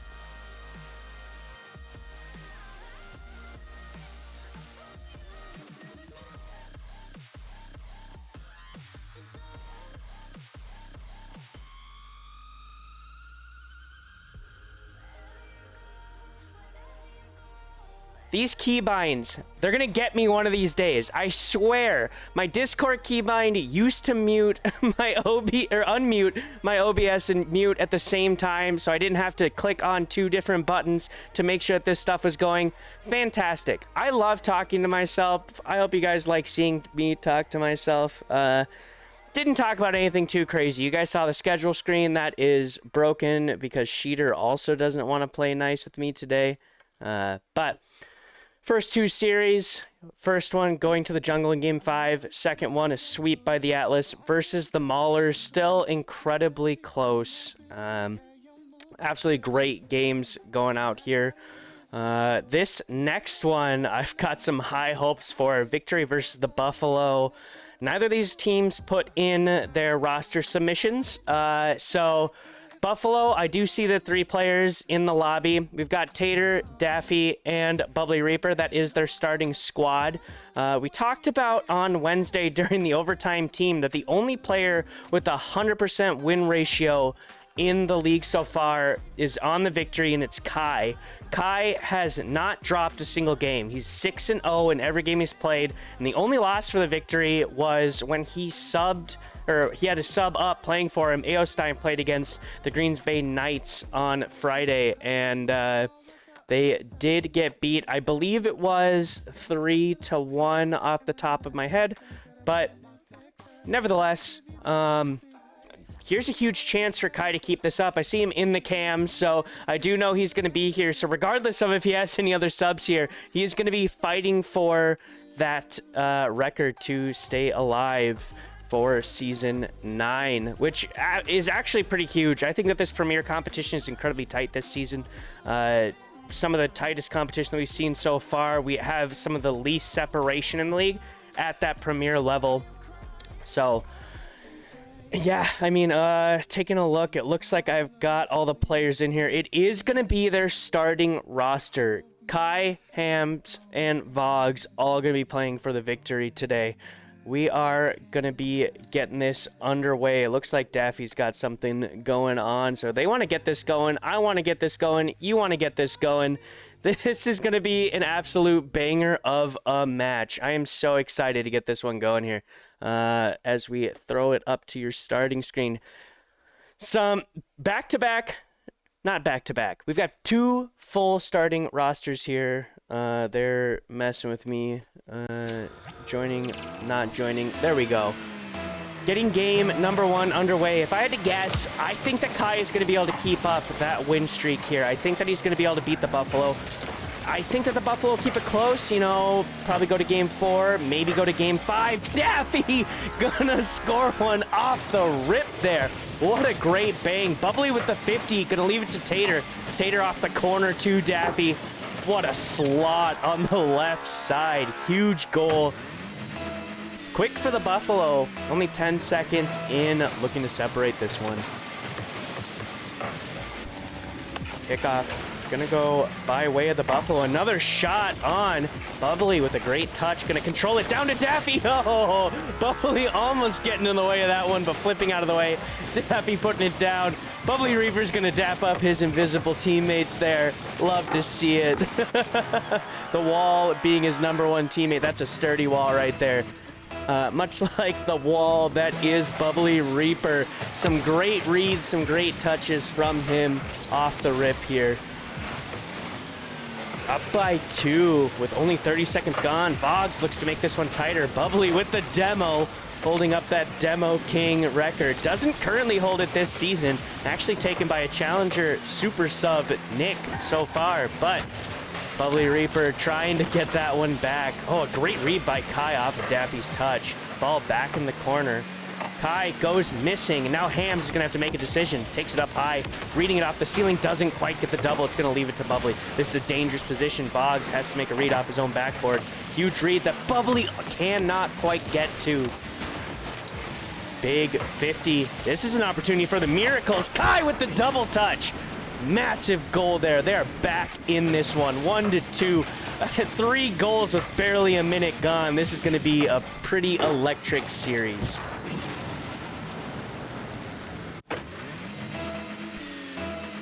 Victory looking to crawl back, which going down by 2 never feels great, but at least with only a minute passing, it leaves you plenty of time to come back in the game. Oh, a pass from Boggs to Hams goes just wide. I believe that this is Tater's 2nd series with the squad. I do believe when I was pulling stats, I saw that he only had 3 games played, and they did sweep in that series, but that was the only match that he had played, unless there's something funky going on with the stats there. So that's a pretty good sign for the Buffalo. Kai gonna feed it up to Hams. He's gonna try to get off the backboard. Hams looking for the demo, not quite able to get there. He's gonna leave Bubbly with a free clear out towards midfield. Great bump by Bubbly. Oh, read by Hams, gets the flip reset. Wave dash, not able to get it out center. Boggs now keeping up the pressure in the Buffalo end. Ball gonna go to the ceiling, but cleared up again by the victory. This ball not having any opportunities to go past midfield. Getting shut down every single time by this victory's offense. Looking very good at that midfield line. Finally, though, with an opportunity, Buffalo trying to get some pressure going, but Daffy's going to be forced to clear that one away. Hams now, great 50 against Bubbly. See if he goes for the solo play. He is. Goes for the reset, doesn't quite get it. Kai bumping his teammate down to the ground so he can keep up control. We'll call that one calculated as the Victory again take control in the opposing half. Oh, is this just a free clear? That 50 by Kai, committing super hard on that ball, but unfortunately not able to get any pressure going. No teammates back. Not sure what caused them to be out of place there, but just a free touch by Buffalo. They're shutting me up on this one. Trying to get ahead quick here in game number 1. 50 going the way of Buffalo. What a kickoff. Is that going to go bark down? No! Boggs is going to cut that one off, or it has a chance. Bubbly Reaper now chasing this one back. He's going to leave it for Daffy. No boost, but Hams cutting off any sort of pressure that Daffy could have possibly created. Daffy, a player that I definitely have my eye on going into draft. Somebody who's got some pretty impressive resume heading into MCS. This is his rookie season, but he is definitely not a rookie to Rocket League. I believe he played for Ball State University for a little while. Pretty great org in the RLCS. So this is a dangerous team. Tater, another very high-ranked player who, ooh, returning player. Daffy gonna score that one. But as I'm talking about his teammates, get some spotlight on him. No, Tater, somebody returning this season. I believe he took at least a 1-season break, if not a 2-season break from the MCS and coming back. And of course, everybody knows Bubbly Reaper. Absolutely fantastic player. One of the most amazing community members that we have here. Fantastic man. It's great to see him on a team that is performing this well. Victory now down by 3 with 1.5 minutes to go. All that the Omaha Buffalo have to do is play this one smart, keep the ball close, shut down the Victory's opportunities. Oh, not quite like that, but bailed out by Bubbly Reaper and Boggs. Not quite able to, oh man. Hive with the push out, Bubbly banging it, yeah, and Boggs just cleaning that one up. Not sure if the third man got bumped or where Tater was even at on that one, but left completely open for the Victory. Just about 1 minute to go here. 2 goals required by the Victory is not insurmountable. Big demo, but almost leaves that one open. Huge clear to the mid wall here. Kai is going to look to 50 off Bubbly. Bubbly just keeping control of it, not looking to give the Victory any space here. Here we're seeing the Buffalo doubled up in their own half. Not really going to matter though. Kai looking dangerous but goes missing. We'll see Daffy try to feed out to Bubbly Reaper. We're going to double commit from the Victory. Not going to lead to a goal though for the Buffalo. I don't think it matters that much. I keep wanting to say Buffalo Ranger. I'm not quite sure why, but we're going to struggle through this one. 25 seconds left. Clear by Boggs. Cut off by Tater. Ball bouncing dangerously. We see Daffy go up on this one. Goes faking. Oh, another miss. Big 50 there. Ball is left out towards mid. Hams, enough boost to do something. Pops it up past one. Kai looks to get it out center. He does. Boggs is there. Bubbly Reaper with a great cutoff on that play. Clock is going to go counting down, and this game is going to be over. What an absolutely massive win for Buffalo. And, you know, I would have guessed that's going to be Kai's first game loss this season. He's now 6-1 in games, and that is rough for them to see. Plenty of time for them, but I think that that's possibly some huge momentum for Buffalo. 5 shots from Tater. Man, crazy offense coming out from him, but 3 goals from Daffy. Just too much for the Victory to overcome. 3 demos from Bubbly Reaper. He is really trying to push back on Nick for that demo statistic.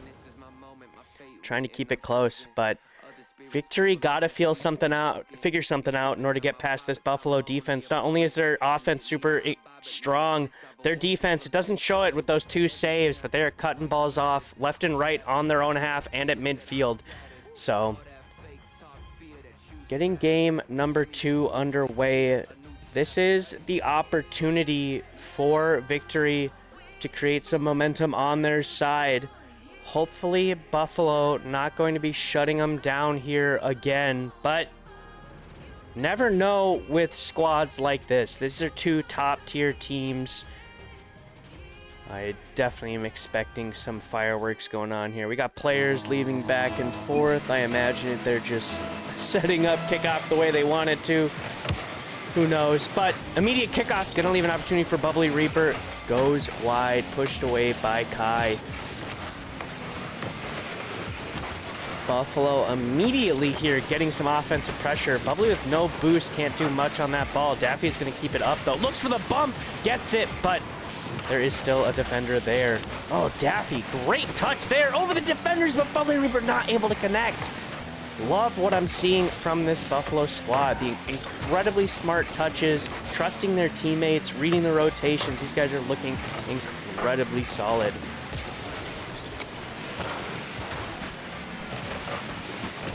Ball again put on net.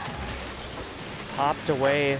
Kai trying to keep it in the offensive side. Boggs pops it up. Nobody's going to be there. This should be a free clear. Bubbly Reaper 0. Daffy, great read there to cut off Kai's shot. Ball now finally cleared into the victory's end. Popped up. Bubbly Reaper looks to pop it down. Can Daffy get there? He is still 0. Tater now left alone. Here's an opportunity for the victory. No.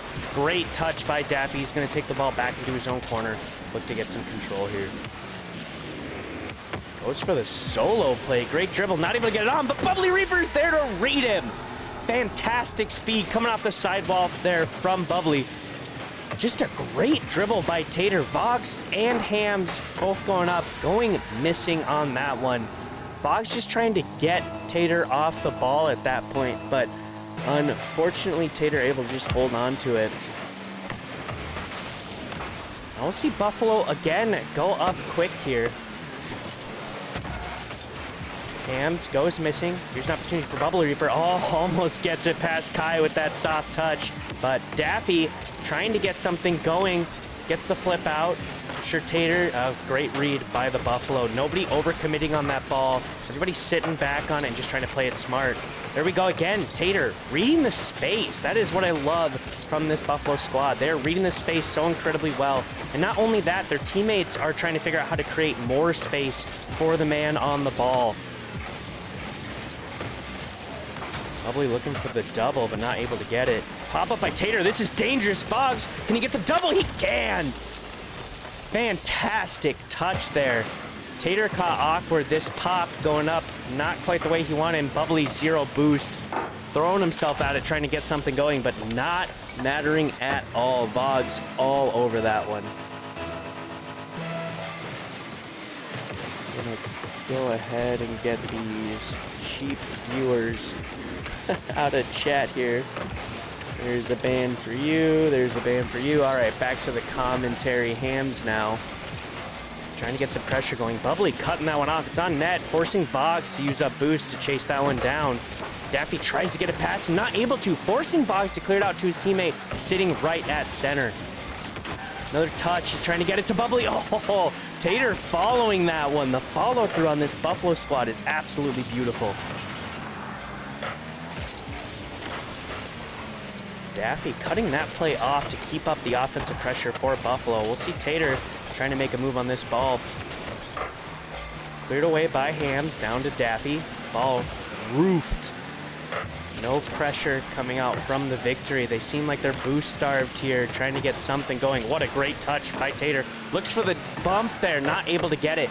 I mean, I can't even count how many times this game I have seen Buffalo get a touch on the ball and then continue that momentum through the goal line.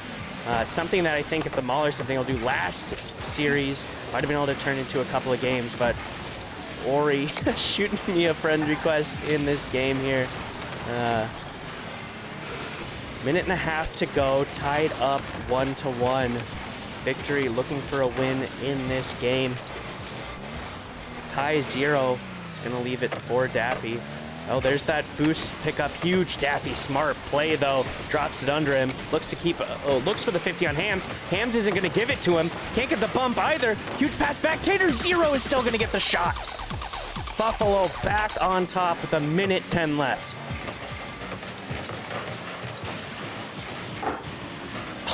Just a beautiful play. The teamwork from this Buffalo squad just has been unrivaled so far. Ball gonna get cleared to the wall. Banged away by Kai. Kai looking to get the shot on, but Bubbly Reaper is there to cut him off.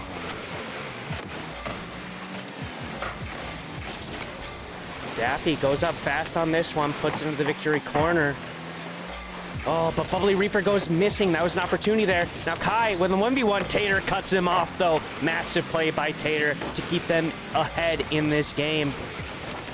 Pressure not being let up by the victory. Massive rotations coming out. Hams tries to get out center. Boggs now in the Buffalo corner. Needs to do something. Only 32 boosts to go, though. Oh, that push by Hams is going to give a free touch to Buffalo. Tater jumping on this. Oh, here's another opportunity. Oh, but Bubbly Reaper is there. Ooh, a flip reset from Boggs. Goes for it.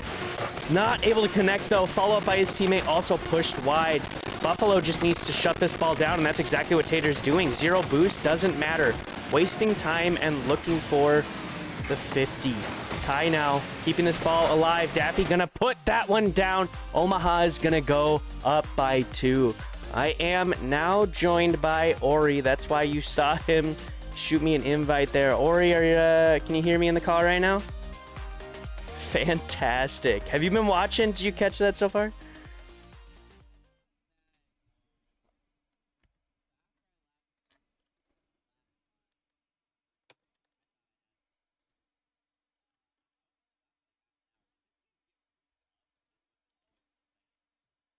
This is the 3rd series of the night, right? Yeah, this is the 3rd series. It was a sweep. Yeah, the Atlas swept the Maulers. We had a sub on both sides, but yeah, Maulers are not able to get it to happen against the Atlas. Oh, yeah, he's muted. That is the that's how it's going. Tibbles would like a ban as well. I can make that happen. Go ahead and sub real quick, and I'll give a ban for you. No, yeah, 2nd series went super quick. It was a sweep for the Atlas, and this series is starting to shape up like it's going to be a sweep as well. Victory are really going to have to figure something out here. Yeah. Could I get a? It's awkward to say on stream to everybody. Could I get an invite to the? Oh, yeah, my bad. I thought I should you a party invite. Sorry, guys. You're going to have to look at my friends list. I'm doxing myself. You guys saw all my friends. Don't tell people about it. They would be embarrassed. No.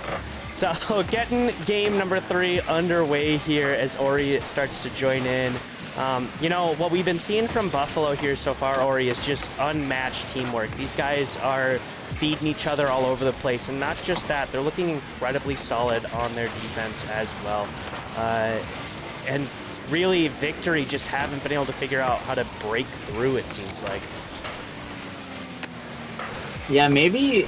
I think it must have to just be early season getting togethers, because if you have Boggs and Kai in your team, that's a very offensively studded squad. But I mean, to be fair, you have Tater and Bubbly who are very disruptive with the way they play. So maybe it's Victory just not finding the right team play, but also it could just be the fact that they just haven't gone up against a squad like Buffalo. Because I mean, to their credit, they do play a very unique way of playing. So I mean, we'll see. It's not over for the Victory just yet.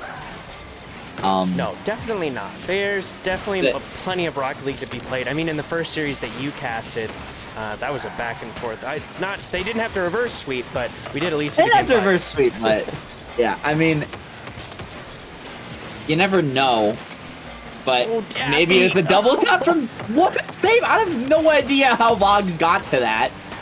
I thought that was about to be an absolute heart wrencher for Victory. They kind of want to get the first goal of this game to kind of put their foot in the door of the reverse sweep, but numbers advantage in favor of the side of Buffalo, and they put it away, sending players forward, just making Victory awkward. And man, Just a rough situation on the goal line. Now shot unsavable. Tater with a great touch to the back wall, seeing that Kai was awkward there and putting it somewhere that he couldn't get to, and then just following it up. And those slow shots can be almost more difficult to save than the fast shots just because of the pace of play leading up to being in the position required in order to make the save. So again, Buffalo striking first. That is the third time in a row they've done it, and Victory have not been able to make a comeback as Hams tries to get something going, but no boost. Kai is going to be there, but Bubbly Reaper again shutting it down.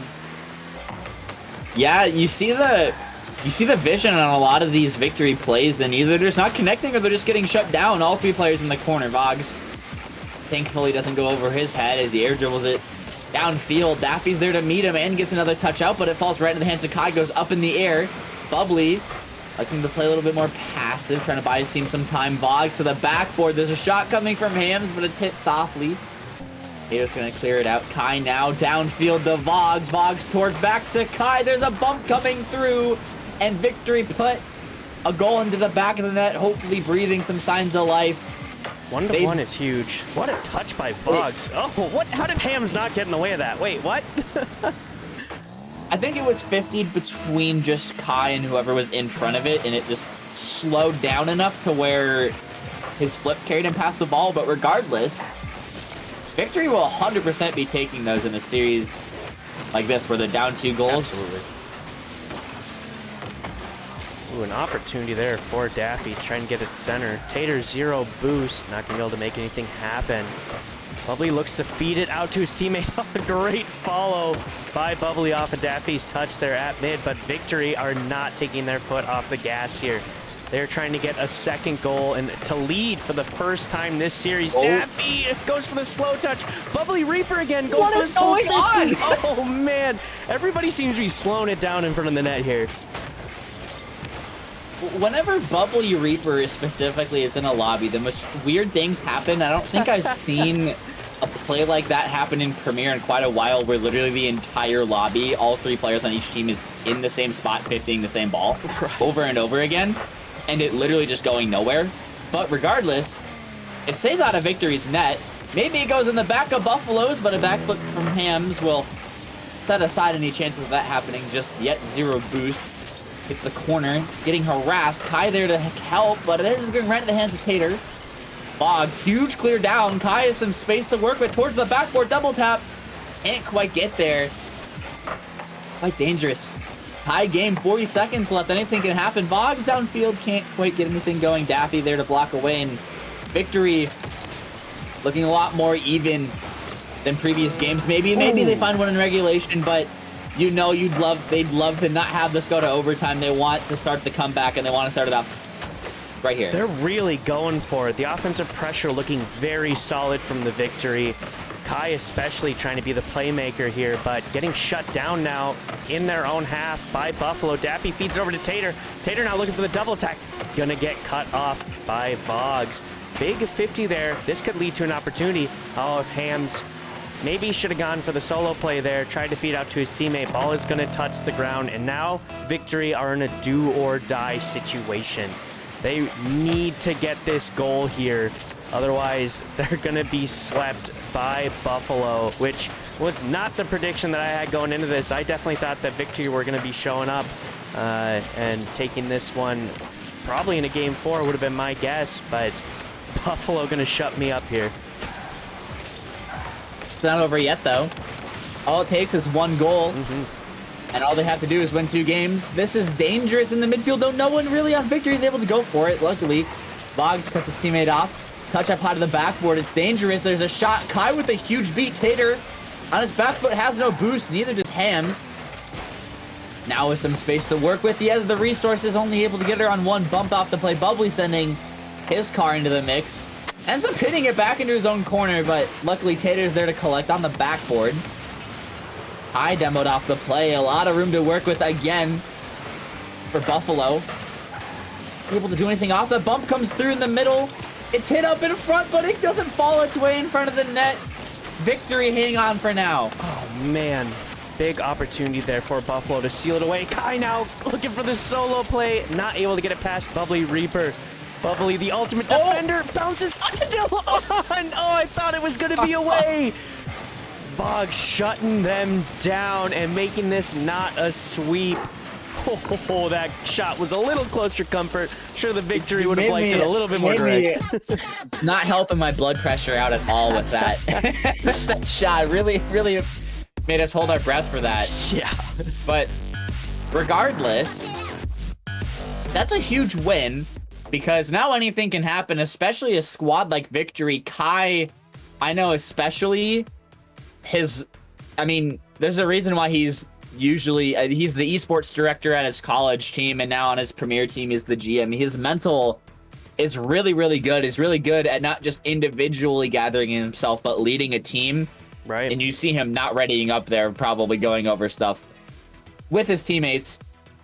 But I mean, like I said, it's if it would happen, it would probably be with this roster. This isn't a situation where it seems like Victory just kind of got a stray win, and maybe they were playing off those first two games and they're finding themselves more in this third one, and with momentum could lead into the fourth, and then all of a sudden you're in a game 5. So we'll see. That's a fantastic point there, and something that I didn't really consider. Yeah, Kai has definitely got that coach mentality. So learning from those first 2 games, trying to build some momentum, that could possibly be huge for him, and maybe they're going to be able to take it in the long haul. They're going to have to take it in the long haul if they're going to want to hang on in this series. Game number 4 getting underway. Victory need to make it happen again, and then make it happen again after that, setting up for the reverse sweep. But getting game number 4 underway, Kai almost connecting on that, giving Victory a quick lead for the first time. Every other game, we've seen Buffalo score pretty quick off the rip within the first minute for sure, if not the first 30 seconds. So this could be the first game where the Victory actually slow them down enough and don't allow that to happen. Oh. And there it is. Caster's curse. That's my bad. Off the goal line. It doesn't stay off the goal line for forever. I thought Daffy was about to hit a really nice shot, and you know, it can all circle back around to that miss from Kai. He had the boost and that was open. And yeah, like you said, that would have been an amazing start to the 4th game, but they don't get it, and they're just going to have to live with that. Down a goal. Rather it happened really early on in the game than in the waning moments where they still have time to work with. Kai, some time here, blocked off by Tater, gets a nice second touch, putting pressure on Boggs, but he makes it. Over to Hams, getting some 50s in the midfield, but goes right back into his corner. And I like that Victory are trying to play multiple touches. They're trying to play possessions, but when you have Buffalo who are just so comfortable sending numbers at your net, you want to try to create some pressure on their net. I think sometimes they should elect to kind of just do more of a safe clear than try to solo play it out, because it so far just really hasn't been working, and they're kind of just stuck in their own half right now. Yeah, that's a really good point. Buffalo, a team that's been able to capitalize on those team plays, I mean, pretty much every time they've gone for him so far this series. Tater going for some wall dashes. Wow, great skill coming out from him to set up Daffy. What a rip, and Bubbly stuffs it in. Oh my gosh, the team plays. Like I'm saying, this Buffalo squad is looking just unmatched.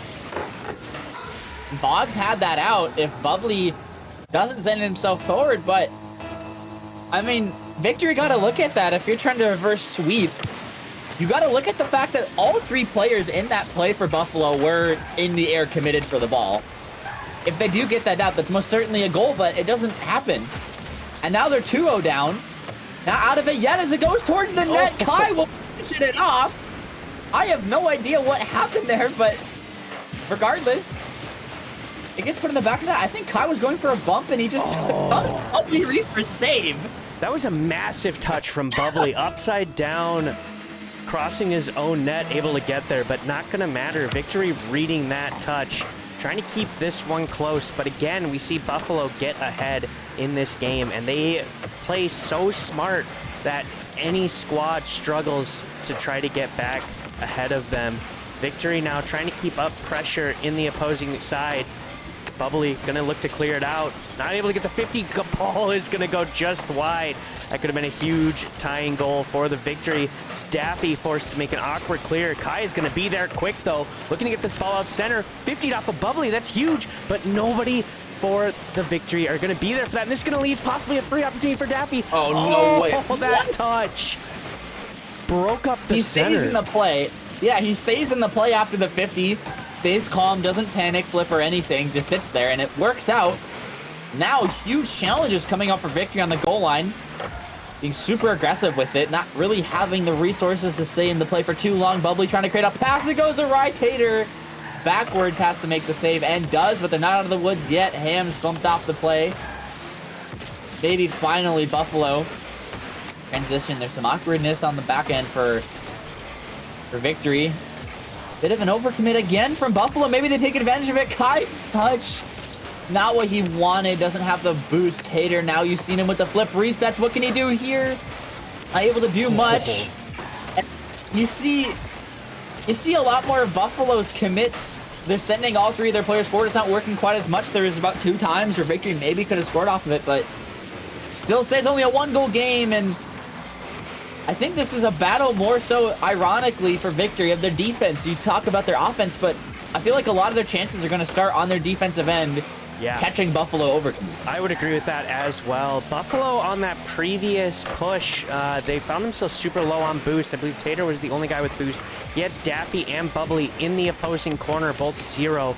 Not able to do anything, but looking to control it. Tater rips it on net. Kai almost gets the squishy save. Now that Buffalo is up by 2, this is looking very scary for victory. What a great pass out by Bubbly. Looks to break up the defense. Oh, if he didn't jump, he was backwards. He almost had it if he didn't jump off the ceiling. So close. That's got to be heartbreaking. Hopefully that doesn't hold them back, though. A minute is plenty of time for 2 goals. Victor is still in this one as Buffalo tries to get a quick one off of the kickoff. Kai with 0 boost tries to dish it out to his teammate. Bog is going to read it. Kai doesn't have any boost, though. He can't be there. Tater now just going to leave this ball to the corner. Daffy also going to leave it. This will give Bubbly a chance to clear it away, and Buffalo is just killing time at this point. Yeah. There's a nice redirect by Boggs, though, but it's saved away. That was dangerous. There's still a lot of time left. Kai with a beautiful pass, but it's blocked away by Daffy. They needed that goal. That was certainly it to put them in contention for this game, but maybe it's a little too late as they're just hucking it at the net. Hopefully one of these will go in. One of the better offensive pushes we've seen throughout these past 2 games, but doesn't amount to anything. Is in the corner. Time ticking down, a demo falling through an open net, and that just spells the end for victory's hopes and dreams of a reverse sweep. That's going to seal it there for a fantastic offensive pressure coming out from from Buffalo, excuse me there. Some great offensive pressure from the victory as well. Tried to get it done in game number 4 to potentially put them in the spot of the reverse sweep, but this Buffalo roster is looking insane. I mean, they have 2 losses, and like I mentioned before, Tater had only been in 1 series. They were 1-2 heading into this. I believe that they beat the Jungle, I want to say, beforehand. Kai gonna get one quick there just to keep up his stat lines, but yeah, Buffalo, every time they've had their full squad, it looks like they're just running away with it. This is insane. Victory scored. Boggs left the moment that ball crossed the goal line. Kai went AFK and then left shortly after, and I think Hams has probably left his computer. They were, yeah, that is not a happy victory squad. I mean, right. That 0 second. I saw it. I saw it a few times too. After certain goals, everybody on victory just kind of dropped their controller, went AFK. That's not usually a good sign. I can understand it's quite frustrating playing against a team like Buffalo where their entire team is kind of on, you know, in your like you said, sometimes there'll be 2 people in a corner and then someone shooting the ball. It's really frustrating because it's not, you know, it's quite a lot of people call that just brain dead or monkeying, but it works if you can't counter it, and that's what I think victory struggled to do. They struggled to counter the fact that Buffalo would send 3 people all the way up on offense. Right. And, not getting punished for it, why would they stop doing it? And I mean, yeah, I guess some people would probably call it brain dead, but when the other team is forcing you into those situations, what do? When the other team is playing so smart and so far ahead of where you're able to get to, I mean, there's just not much that you can do to even come back. And we see Buffalo just absolutely shut them down. I mean, fantastic win for them. Kai taking his first losses this season to that Buffalo roster. They're going to be one to watch for the rest of the season, especially heading into the major a few weeks away, 4 weeks away from now. I mean, if they can keep up that kind of pressure and actually be getting their starting roster into each of these series, they're going to be the team to beat, I think. It's crazy to me that they're not higher up on the scoreboard, but that is it for our third series of the day. We have got one more series to go. We're going to throw it to a really quick break here. I'm going to get the players into the lobby. We're going to get this rolling as quick as you can. We'll be right back. Instead, I guess I'll stay misunderstood. Oh, 'cause I'm stuck now, just trying to figure a way out of try but can't seem to slow down. I don't know if I want to, but if I'm honest, I get in my feels when I want you. Say you feel it too, I'll haunt you. Hold on till I'm lost in the nirvana. But if I'm honest, I get in my feels when I want you. Say you feel it too, I'll haunt you.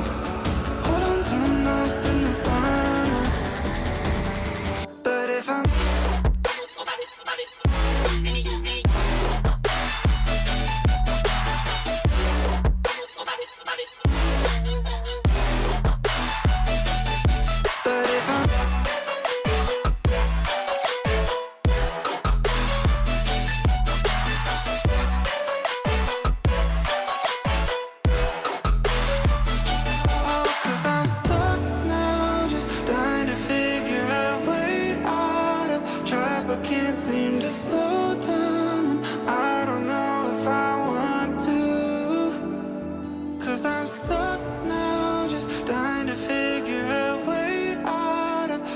can't seem to slow down, and I don't know if I want to.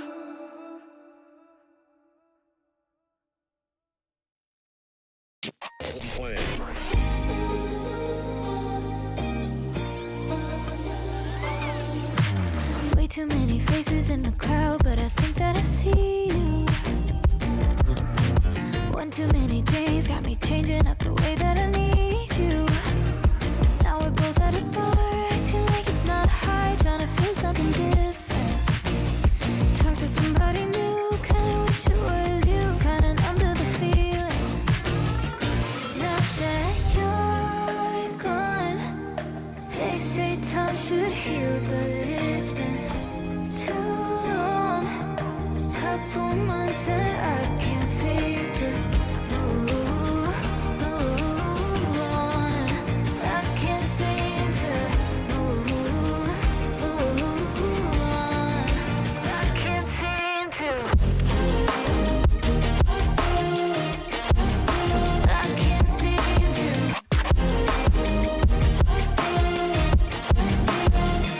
Not that you're gone, I can't seem to. I can't seem to. Laying on my floor, thinking about all the things that we've been through. From 24/7 to pretending like I never met you. No, it's all for the best, 'cause I know we're a mess every time we're together. Going out of my mind, and I wish I could lie, tell you that it gets better. Now that you're gone, they say time should heal, but it's been too long. Couple months where I can't seem to move on. I can't seem to move on. I can't seem to.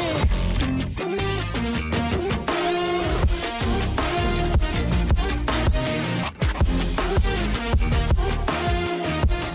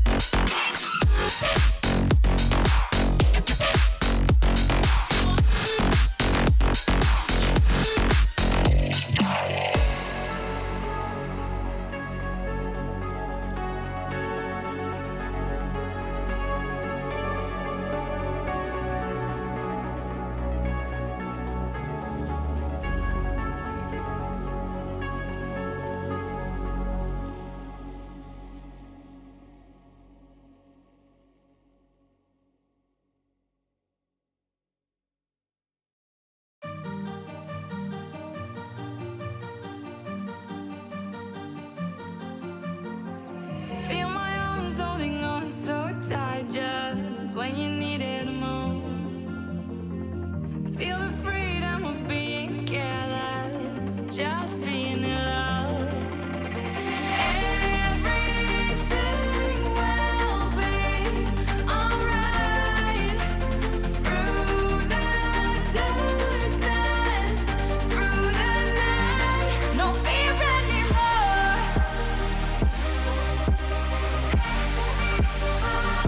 No fear anymore.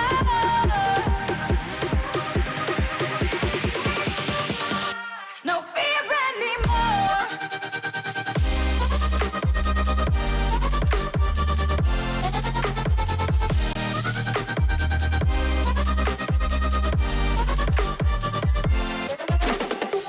Why the smile on your face? Don't fake it. You don't have to pretend. Why the fear in your eyes will make it? Just take a chance. The thing that haunts you, leave it behind you. The ones that love you, let them guide you. Everything will be alright.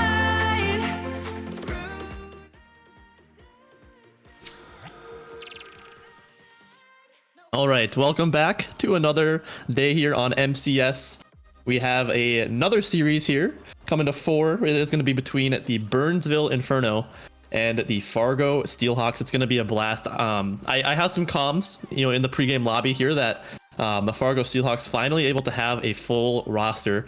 We're going to see who's on this team in a little bit here, but I'm really excited to see two teams that have a full, premier roster. Should be a pretty good matchup. I am going to be joined here by the man, the myth, the legend, Ori. Welcome to the casting desk. Welcome. I've been here a bit. I've been casting like two and a, this would be like my 2.5 series, I guess. I kind of casted half a series last time, but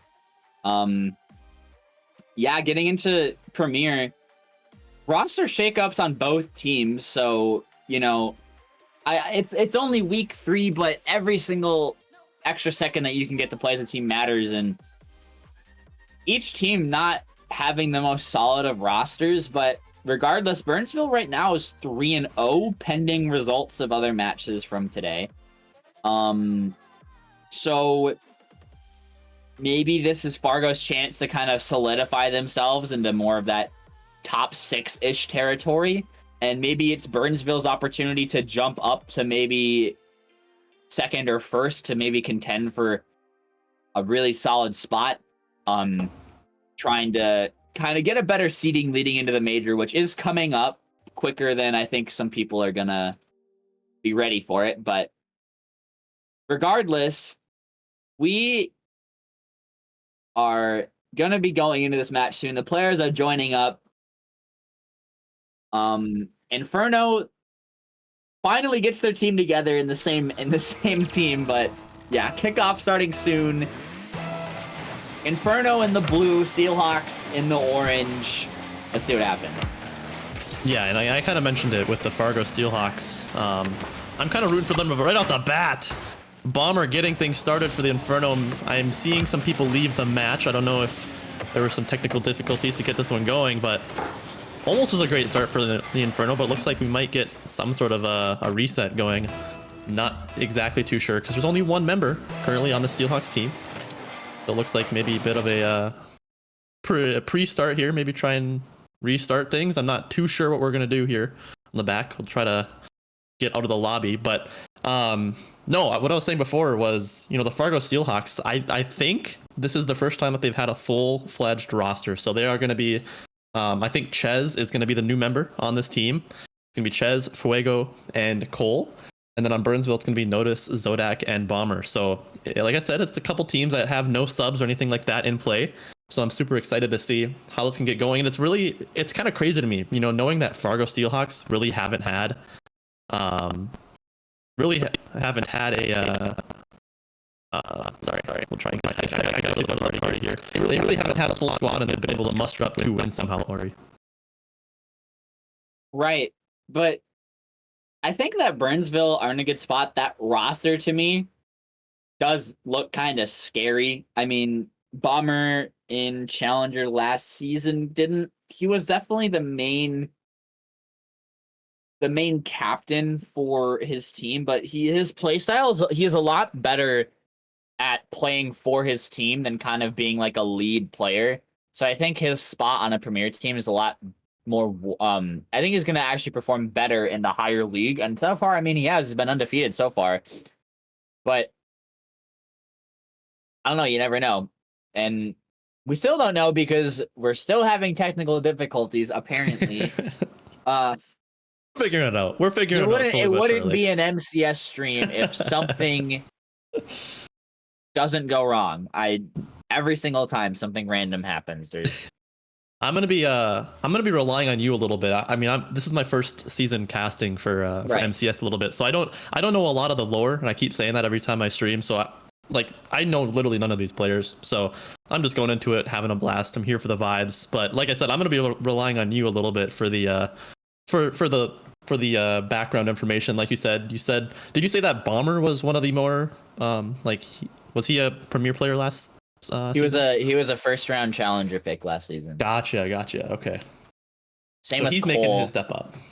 Right. Gotcha. Cole's also making a step up. Zodak, Notice, Fuego. I haven't seen Ches before. Maybe Quick knows something about Ches. I'm not like a historian. I'm not like like a statue like some of these other people in the league are that've been around since season 1. But No. but I mean, most of these players, I think, for Cole and Bomber, have been pretty solid premier players already off the kickoff. Zodak pinched towards the net, not finding its way in. On the restart, I think everyone in the lobby is actually finally willing to play the game. But it's good that something wasn't right off the bat. I'm glad that that goal gets kind of called off. It seemed like the Fargo Steelhawks weren't quite ready to. So looks like we're under, like you said, an actual start here to game number 1. Both teams off to a good start here. Fuego trying to make a touch over to Ches on the midfield. He makes a good one. Notice is going to be there with a low boost. Gets a bang downfield. See if Kodak can try and get a read on it. He can't quite as Fuego puts this one up the wall. Bomber, he puts this one in the midfield. Notice doesn't have the boost to go up for this. There's so much time being wasted. Still beats out Cole. And so far, the Fargo Steelhawks defense holding strong. We're going to see if that will be the case for the rest of the game. As touch out, not to really anyone. Notice there, doesn't have any boost. Tries to get a touch, it stays in the midfield. Bomber's up for the follow towards the net. Fuego staying patient on the backboard, does make the touch, demoed off the plate for his efforts. Touch up high, Ches is trying to be there for it. Touch falling into neutral zone. 50 comes out, Fuego has possession, flip, reset, doesn't quite get it under Notice. Kicks out to Zodak, Notice up, has the boost, barely misses the touch, and Inferno looking really strong with these counterattacks so far. Yeah, they really have been. It seems like they've really been on the offensive this whole game so far. And Bomber gonna strike first here. Once again, he technically got the first goal in that scuffed first match, but he comes back and gets the first one yet again. And Inferno gonna go up by a goal here with 3 minutes left to go. Yeah, and I mean, as I was talking about a counterattack, it wasn't necessarily right off a counterattack, but it was off a string of passes down the field. Notice. Touch towards the net, dangerous. Cole has to be there, does make the touch. And gets another one, but it's not quite where he wants it to be. Still in front of the net. Bomber towards the backboard, has a second touch towards the net. What an angle from Bomber, holy cow. That was an amazing shot from Bomber. What a great first touch onto the backboard. Nobody there from the Fargo Steelhawks to do anything about that, and that's just a fantastic angle coming from Bomber, who's supposed to be the the bottom ranked player on this team. It seems like so far he's really been one of the main people to show up here, as Notice gets a great free jump, gets a touch on it. Zodak gonna put this one off the backboard for Bomber again. Gets shut down by Fuego though. Cole looking a little bit awkward here and doesn't have a lot of time. Bomber tries to maybe put that one on net. Fuego gets that touch out. Cole, touch in the midfield. Gonna try and drop it for Ches, who gets a touch on it, but can't quite do anything with it. Ches maybe with a redirect. Ooh. And Ches, I think it might be his debut, gets a goal here in the first game here, and they bring this their deficit back down to 1. Nice little flip into the goal there from Ches, just stays in the play. Good heads up to realize that the ball was going central. and puts Steelhawks within 1. The game doesn't get too far away from them. Inferno could have easily kept that momentum and just made it a 3-0 game, which is such a difficult thing to come back from, especially with just under half the game remaining, but stays 1 goal. Inferno, still have their lead. Maybe trying to look to widen it. There's a lot of space here, but quickly cut off by Cole. Pass doesn't really find anyone. Touch up high, forcing Chess to burn some boost. Bomber goes missing. There's a demo on the back line. Bomber, good recovery to get into that and keep Inferno with a 1-goal lead. Oh, what a good shot from Chez, but it's shut down by Notice. That's a good first touch. He gets the pop over the last man as he tries to scramble back, and Notice gonna get it. His first of the series, and does Inferno gonna go back up to 2 goals here. That's just a good counterattack, and you've kind of already mentioned that a couple times now from this Inferno team. What seemed like it would have been a great opportunity for the Steelhawks quickly turns into a goal the other way, and Inferno so far just looking like the superior team. End-to-end play from Inferno. They're keeping the same pace regardless of where they are in the field, offense or defense. They're really quick on the ball. There's always someone in the play. Fuego trying to get something happening with that clear, but lands right into the lap of Zodak. Shot does get saved. Notice with the follow-up crossbar out. Another double tap attempt from Bomber. Can't find his way in this time. Fuego doesn't find that touch. It goes over to Chez. Zodak reads that pass, stays on the ball, gets a ground pinch maybe towards the net, but Cole staying composed on the goal line. Doesn't have any boost. It's dangerous in front of their net, but no one there for the shot. And it just seems that no one, whenever I see someone on the ball for Steelhawks, it looks like they're just starved out at boost or just really awkward and can't get anything going for them. It just, Inferno's constant pace in this game is just so suffocating right now, it seems like, for Steelhawks. Yeah, I would completely agree with that. Fuego, I'm thinking he might have some leg issues. I've looked at the leaderboard a couple times, and I've seen his ping in the red a couple of times now, so hopefully that's not an issue going forward in the series. But you kind of touched on this a little bit earlier too with the Fargo Steelhawks. It seems like they have good ideas. Like they're looking like they're trying to complete some passes. Offensively, it looks like the idea is there. It's just kind of a lack of execution, maybe a lack of chemistry, and that's a good shot from Chez. And for all we know, we don't know how much this team has actually played together yet, because I think Chez is a recent acquisition for the Fargo Steelhawks, so they might just not have quite the chemistry yet that a lot of these other premier teams might have already. And as this clock does wind down, it looks like the Burnsville Inferno gonna take this game number 1 in a pretty convincing fashion, I would say. They had a lot of pressure. The ball spent a lot of time in that Fargo half, and so far, like I said, Inferno looking like they're just gonna try and run away with this thing. Yeah, and I mean, it also just, I had something on the tip of my tongue. I wasn't, I lost my train of thought, but yeah, I think Chez, he has the most shots on Steelhawks. You see Inferno having 9 shots compared to Steelhawks' 4. Over double the shots, and most of them coming from Chez. Most of those threatening shots, one, he had the goal, but the other, almost a repeat goal of the first one that he scored. He was the only one looking to really have any threatening looks towards the net out of all the Steelhawks.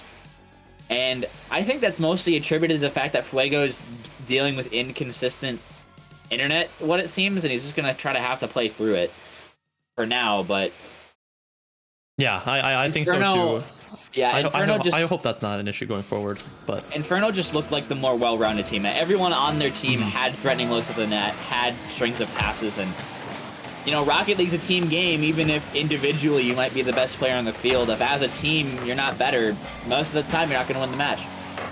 Yeah, I completely agree. Game number 2, though, between the Inferno and the Steelhawks getting underway here.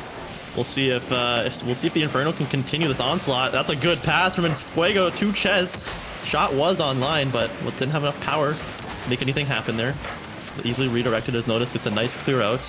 He's going to get a touch off of the sidewall here, but Fuego showing some great backward defense. Maybe a pass over to Chez, who gets up, gets a nice touch on it, carries his ball over to the blue end. Chez is going to go up for this ball, put it on net. It looked like a perfectly slotted top right corner there, but a good save from Notice keeps that out of the way. Now towards the other end, Notice, if I was on target, most certainly would have found its way to the back of the net, but it doesn't. And Chez now trying to set the counter attack. Not much left in the tank. That touch goes right to Fuego. Good pass out to Cole, but he's demoed off the play. Fuego with the follow towards net. Zodak does make contact with that ball. Fortunately, now Bomber counter attack cut off. Cole there to read it. Fuego maybe towards net, fakes it out, but chaos ensuing in the corner. No one's ready to go for the ball. Cleared out. Fuego can't make contact. It's towards the top of the net, but it just goes high. And Inferno stay alive. Yeah, so far here in Game 2, the Steelhawks looking like a pretty completely different team. We're seeing a lot of the same ideas, a lot of these same passing plays occurring, but this time they're a lot more dangerous. There have been multiple Tier 1 chances here for the Steelhawks, you know, just a couple minutes into this game, and it's pretty much the roles have swapped almost. You know, Inferno really have been on their back foot here in this game as Notice gets another big clear out. Fuego should be able to handle this, puts it over to his own corner. Cole, a little bit of maybe a pass back to Fuego. Works out as he gets a toucher on Zodak. Bomber's there to retain his ball, but Chez does come in, gets a nice touch, and these teams both battling over this midfield right now as Bomber again maintaining this midfield. Zodak and Chez go up for a 50. Goes in Notice's favor there, but Cole's able to get a nice big clear down the field. Maybe another opportunity for Fargo Steelhawks, but Bomber gets another piece of that one.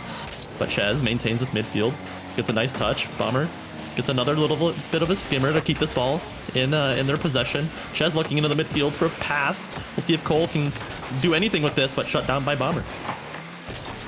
Zodak on the ball, touch across. Chez back to the left side, gets another touch. Maybe some offense, gets it out, pinch across, just goes too far away. Cole's still able to make a 50 out of it. Bomber up quick, touch out to the sidewall. Tries to leave it for his teammate, but Cole was expecting it. Now up high, Notice there to meet him quickly. Wins that 50. Back towards the other end, Zodak gets it around one.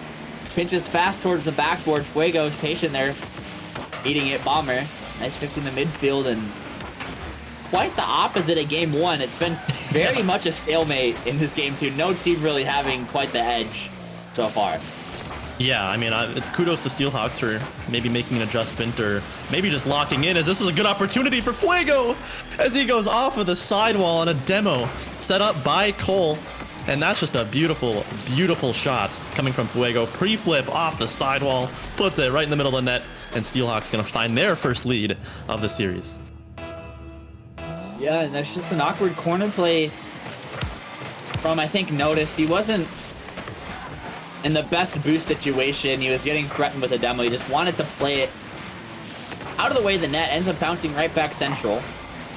Only goal of the game so far. Maybe it'll stay that way with the way the defense has been on both sides. Chez towards the net, and no one was ready for it on the side of Inferno. Yeah, it seems like everybody on Inferno just a little bit caught on their heels. Like you said, just weren't quite ready. Zodak maybe with a backflip too. And Chez, I mean, this pressure from Steelhawks has been evident here in Game 2. It's like you said, it's a completely different story here from the Steelhawks. They've been really able to turn the series around almost.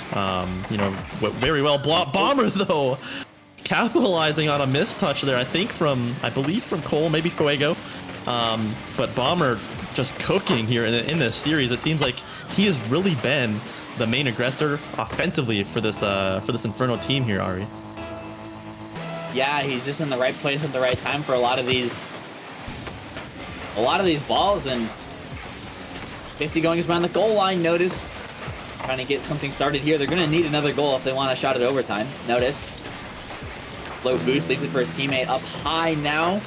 Trying to get a clear out, and Chez is just being an absolute menace. Blocking down the midfield. Fuego tries to make an attempt towards net, goes missing. Touch towards the sidewall, now maybe an opportunity, but a huge clear downfield. Bomber has to reach it. Now Notice back down the other end. Two players having to turn around. Fuego right back down the other end again. A lot of boomer ball. It doesn't go the way of Inferno. Notice scrambling on the goal line, makes the save. Huge clear again towards the net. Fuego towards the ceiling, doesn't have the boost, gets the musty. Zodak almost caught too far up there. 20 seconds left. Inferno are going to need something pretty soon here. Yeah, this could be it though. Bomber carrying this one in. Trying to get a touch off the back wall, but Fuego, who to me has been the MVP so far of this game, gets a nice touch. Chez gets another low boost 50. This is dangerous. Cole going up for it, just wasting so much time. We'll see if this ball goes up with 0 seconds to go. Maybe one last opportunity. Bomber has a little bit of boost to work with. Zodak is in a good spot, but Chez will put that ball down, and the Fargo Steelhawks coming out hot after somewhat of a slow game 1 start. They tie the series up 1-1.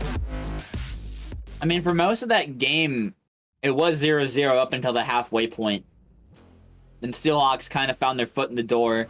Inferno couldn't really come back, and I don't know what either team has to change much from that game. It kind of just seemed like whoever was hitting their shots was the one to come out on top, and sometimes that's just all it is. It's just about who's hitting their shots on the day, and that game, it was Steelhawks. They find their rhythm, and they find a game in this series. That was a must-win for them. It could have gotten out of hand so quickly. Would have to deal with the reverse sweep if they lost that one, but they don't. Tie the series up, and now the ball's in Inferno's court. How do they respond? Right. One thing I want to mention real quick before we leave the stats page here: 7 shots coming out from Chez, the highest ranked player probably on this team. I don't really know if he's the highest ranked player or not, but 7 shots. That's crazy. I mean, 7 shots coming from one player. That's going to be a lot to handle. And Inferno I think, as a team only had 2. So right. so I mean, just seeing that, that's, like I said, it's a polar opposite of game number 1. So seeing that aggression come out from the Steelhawks is definitely a good sign, and I really don't think Inferno were, they were expecting it. But game number 3 getting underway here. We'll see, now we're going to find out who's going to carry this momentum. We'll see if the momentum shifts again, or we'll see Fargo Steelhawks run away with this one. Maybe. Chez towards the corner. Zodak out. Nice flick. Trying to get it downfield. Dancing around defenders. Gets the 50. Trying to find a bump. Can't connect. Off the rip. Inferno already putting up so much aggression towards the corners. Chez is there to meet it. Hits it across. Bomber trying to hit this one to safety. Fuego, they're waiting patiently. 50 pinches right into Cole's car, and he reacts in time to jump into it and hits the shot.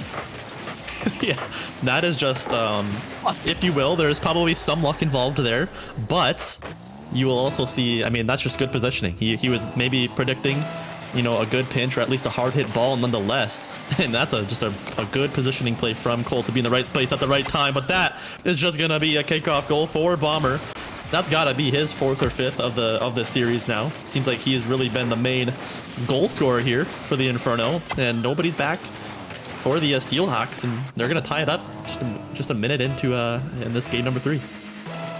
I want to see some more offense come out from some other Inferno players. It's been like 99% of Bomber scoring it, and it's not like he's the solo carry of this team. No discredit to him. So far, that's what he's been doing, but as a team, they're usually a lot more structured. There's a lot more team involvement, I feel like, and even with just Bomber scoring the majority of the goals, they've been able to stay in the series. Tied game in game 3. Winner goes the match point. Beautiful flick from Notice. Bomber, crossbar down, doesn't find its way in. Opportunity goes by the wayside. They still have some pressure. Bomber keeping it in. Shot towards the net, blocked away. And feels like Inferno left a lot to be desired with that play. Yeah, that was a fantastic setup. I think a little bit of a missed shot, but it was the difference maker there in that play. Definitely a great opportunity. We're gonna see if Steelhawks can try and rebound here and get an opportunity of their own. But so far, it looks like Inferno have really been bringing the heat here in game number 3. Now Chez gets a touch around 1. We'll see if Cole can get a 50. He can't quite get there. As Notice goes for a skim shot. Fuego looking a little bit awkward on the back line. Gets a backflip flick there to keep that out of the net. And now Zodak looking to maintain this midfield here. Gets a nice touch. Dangerous, but Fuego makes a good touch. Bomber gets a good settle. Could have been a very dangerous opportunity, but handled well by Chez. We're going to see Notice make a touch over here, but Fuego's reading it all the way. nobody up here for this as a second man from the Steelhawks. Kind of kills that play. Ches makes a good touch off of his own backboard. Zodak gets a low boost 50. Cole pops it up, and Fuego just a little bit awkward. Notices he has time. Takes a pop here. Gonna air dribble this into the midfield, but Bomber reads that one all the way. Bomber now 1v1 situation. He's been lethal so far for scoring. Gets a low 50 bump. Ches holds strong, only preventing the goal for so long. Notice slotting that one top right above the Fargo defender. Yeah, I mean, Ches did what he could there. I mean, he makes a great goal line save. And I think it was Fuego there. Tries to make a desperation save, but he didn't have any boost in the tank. And Notice was there for the tap in. And Inferno back again in the lead, which is definitely a good sign. They've really stepped it up. Both of these teams seem like they've been, been able to change their play styles a little bit and adjust how they've been playing to try and have an answer. And it looks like Inferno have an answer to that game number 2 that Fargo was looking so dominant in. We see the series go back and forth. A huge 50 in this orange corner. Ches comes flying in, gets a demo. Fuego gonna take a ground 50 there. Cole caught with 0 boost. It's gonna allow for Bomber to get a touch into the midfield. Fuego off the backboard though. Carries that ball. Ches gets up, puts a touch off of his own backboard. Zodak's up early though. Gonna try and find a demo or a bump there. Can't quite find it. Bomber trying to get that one off the corner, maybe as a pass, but it handles this well. On a great pass, and Zodak almost puts away what would have been a crazy goal. Even better save from Ches to read where that shot was going to be placed and pre-jumped it. Bomber, huge second touch on that. Getting a lot of offense. Ches is awkward. There's an open opportunity, but blocked away again. This time by Cole. Other touch going mid off the backboard again. Notice getting in the way of that play maybe a bit, but as long as they don't concede back the other end, they'd happily go to match point. 50 seconds left. Notice maybe trying to widen this lead. Leaves it for Bomber. Can't quite get it around Fuego. A bit of time here. Zodak trying to control this one. Doesn't have the boost. Does get it, but gets the beat. In the process. Beautiful touch by Zodak. Ches. Bit awkward. Does well to control it. Gets it around 1. Huge. Lands on the ball. Gets the reset to stay in the play. Fuego. Keeping them alive. Seahawks are going to need one probably on this possession if they want any chance. Cole, that touch goes behind him. 2 players on Inferno there to meet him. 15 seconds left now. Zodak, huge touch out to the corner. Killing so much time. That bounce is dangerous. Bomber maybe to ice this game up. Touch up high. Ches on the counterattack. What does he have? Doesn't have the boost. Neither does Cole. That touch goes out to Fuego. Trying to keep it up. Does win the 50. Pop up high. Maybe somebody on Steelhawks to keep it alive. Ches, that's all he has in the tank. Bomber just trying to get this one away to safety. Cole will keep it up on top of his car. 50 to wave, but it goes back towards Inferno, and no one on Steelhawks can reach it. Hits the ground. Inferno on match point. Man, I think there's about I think it was 15 seconds left to go. There was a huge backline demo, I believe, by Ches. And I think Cole just mistouched the ball just a little bit on that touch. I think you commentated on it where just went a little bit behind him. I think that would have been really their main opportunity to try and tie it up. So a good attempt there at a last second goal to try and tie this one up and send it to overtime. But ultimately, it is going to be Inferno who played a fantastic game here to answer back against that Steelhawks game 2 win. And you kind of mentioned it a little bit. I think we started to see Notice get a little bit more involved. And it wasn't just all Bomber, but again, we see, I mean, you commented on it last game. Inferno had 2 shots on goal last game, and now what? They have 13? That is a huge adjustment by the Inferno here, and that's probably the reason why they were able to run away with it. And going back the exact opposite way, Steelhawks only combining as a team for 4 shots. And if they could get more shots that game, maybe it's a lot closer because the quality of them was a lot higher. They scored 1 goal with 4. A lot better of a conversion percentage than Inferno, but regardless, in the game 4, I think Inferno would love it if they could end it off here. Don't have to deal with a game 5, but I know Fargo are going to be fighting for their lives. They want to see it towards net, blocked away already. Right off the kickoff, it seems like Fargo already trying to look for that first goal. Yeah, it looks like they're trying to come out of the gate swinging right now as Cole gets a nice pass. Finds Fuego in the corner. Nothing comes from it though. Chez as the third man makes a decent touch. Not able to find another one on Bomber, who has a little bit of boost to work with. Notice goes in for the disruption, but Fuego able to avoid that. Cole on the back line gets a boot out. Chez tries to get a challenge off the sidewall. Would have been crazy if he found that. And notice now just disrupting, but Cole gets a touch in the midfield. Chez gets up earlier there, wins the 50. This ball does bounce off the corner there as Cole again as third man not able to find the touch. That's gonna shut down that offensive drive as Fuego looking to try and start one again, but shut down by Bomber. Notice is gonna go up, try to meet Cole, but Cole does find a good beat out, and Fargo gonna try and continue this offensive drive. Touch. That's awkward. Maybe an open for Zodak. He doesn't have the boost, but the pass in the middle. Bomber missed touch. He comes flying in. Too much heat into that play. They're still on offense, though. Still not out of the woods yet. That would have been an opportunity. Chez again. He's been such a huge two-way player for Steelhawks. Been their main offensive and defensive line. Notice a bit of an awkward situation here on the goal line. They do get it out. Cole disrupting a little bit. Fuego gets bumped up in Narnia. Now maybe an open opportunity. If anyone's there, it's a foot race to the ball. Zodak maybe has to find a shooting, and you'll touch out to the corner, read by Cole. And notice taking it back into his corner, and this is very reminiscent of game 2. No team really having a noticeable advantage yet. Yeah, one thing I want to mention before we get too late in this game, and that's just gonna find its way in on a crazy a 50. I don't even know if you want to call it that. Zodak just comes flying in. Bomber with the last second bump is actually what causes that. Finds the bottom right corner, it bounces in, and Inferno are gonna take that every day of the week. But one thing I want to mention real quick is Inferno are one of the only undefeated teams. I think there's only a few. Let me check before I get ahead of myself here. Yeah, there's 3 undefeated teams so far in Premier. It's the Green Bay Knights, Mankato Atlas, and Burnsville are the last ones. So Fargo Steelhawks looking to try and shut that down.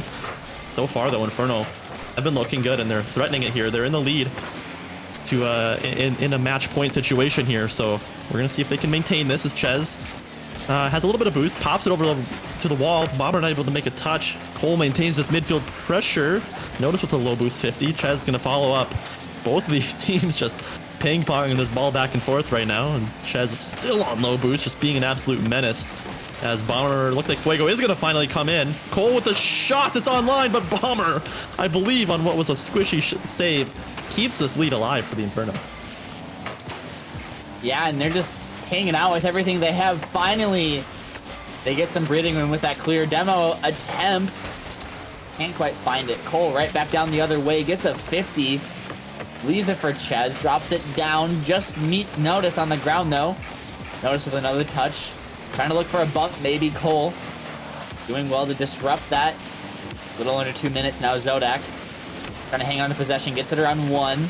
Tries to leave it off for Bomber. Shot towards the net. Chez again on the goal line.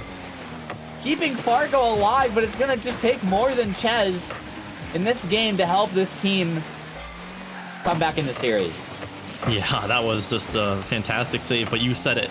It's going to need to be more than just Chez to take it away this game 4 and send it to a game 5 here. Cole gets a nice pop. Fuego has a little bit of boost to work with, but Notice has a full tank and handles that ball well out of the corner. Chez should have a beat here. He does. He might have another touch into the midfield. Not as powerful as maybe he wanted. And Fuego trying to get a challenge off the sidewall as Chez meets Bomber on the sidewall, but Notice does go up. Nobody up though from Fargo. Cole just patiently waiting on the back line. We'll see if Zodak can try and get this into the midfield. It looks like he's going to beat one. Chez goes up looking a little bit awkward. Cole able to find a demo on the second man here. Might be able to shut down this pressure, but Zodak quickly adapts. Comes in off the back wall here. Maybe try and find a bump, but Cole able to get it clear out. Now Chez back down the other way. Double tap. Almost finds by essentially the irony of Inferno's defense there to make this a save. And a follow-up 50 clears out any concern on the defensive end. Maybe back down the other way. Zodak's shot just hit wide. Didn't have the boost for it. Trade coming in the corner. Flip reset. Bomber with absolutely nothing keeps it out. Chez towards the net. It's hit wide. With 10 seconds left, Does Fargo have anything left in the tank? Double tap attempt goes wide. Fake shot. Bomber cannot make the save. Chez, top left, keeps their hopes alive in game 4. Chez has been the hero for the Fargo Steelhawks in this match. And, I mean, who else? With 4 seconds left, ice in this man's veins. Puts it perfectly away. Ties it up, keeping their series alive so far. They're going to need to not let a kickoff goal in. Maybe one for the Fargo Steelhawks here as Fuego goes up off the sidewall. 50s bomber.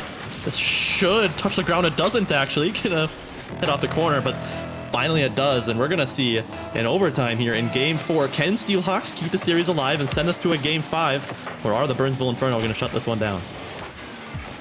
Chez. Touch up. Hide. Still dangerous. Bomber. Touch kind of goes away from maybe want a little bit more. There's a bump attempt. There's chaos on the goal line. Zodak can't quite get that on target. That one, though, goes under a defender. Bomber muscles it through. Takes Inferno to their undefeated record. Pending results of the day. They are 5-0. And Atlas, I mean, to their credit, they put up a good fight. I mean, you can't really be too mad with that one. Coming in with a new roster, and you take what is one of the best, if not the best premier team, almost to a game 5, multiple overtimes. I mean, that's not really easy to do. It really isn't. I think Steelhawks, I mean, they kept a lot of these games within 1 goal, if not all of them, if I'm not mistaken. There might have been one that was maybe a 2-goal game, but Steelhawks really kept this thing close, you know, through and through. So, I mean, well played to them. It's like we've been saying with the new roster, with the addition of Chez.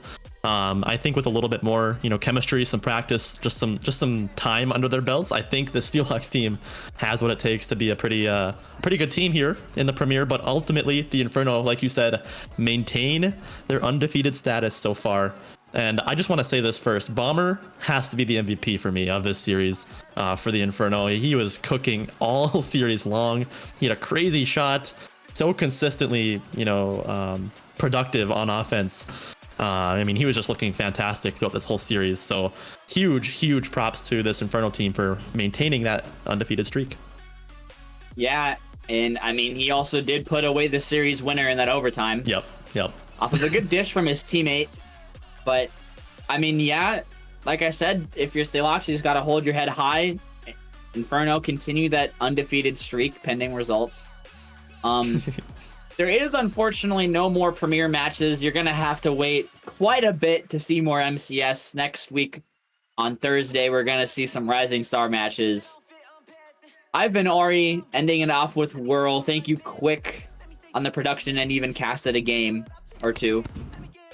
But yeah, without any more games left and without anything left to say, I've been Ari, and hopefully see you guys on Thursday for some Rising Star. Bye. Making it shit, I'm making it smack, make it so hard that it crack, yeah, making it kick with a clap, yeah, I bagged the baddest bitch, she bad as shit, I'm bad at this, I got the benefits, I managed this, I had to hit, I meant the father figure from above, I wish he had his figured at me when I showed him love, I'm back to winning, yeah, I'm back to quitting myself in prison, got shit to finish, yeah, I had a minute, yeah, ain't had to live it.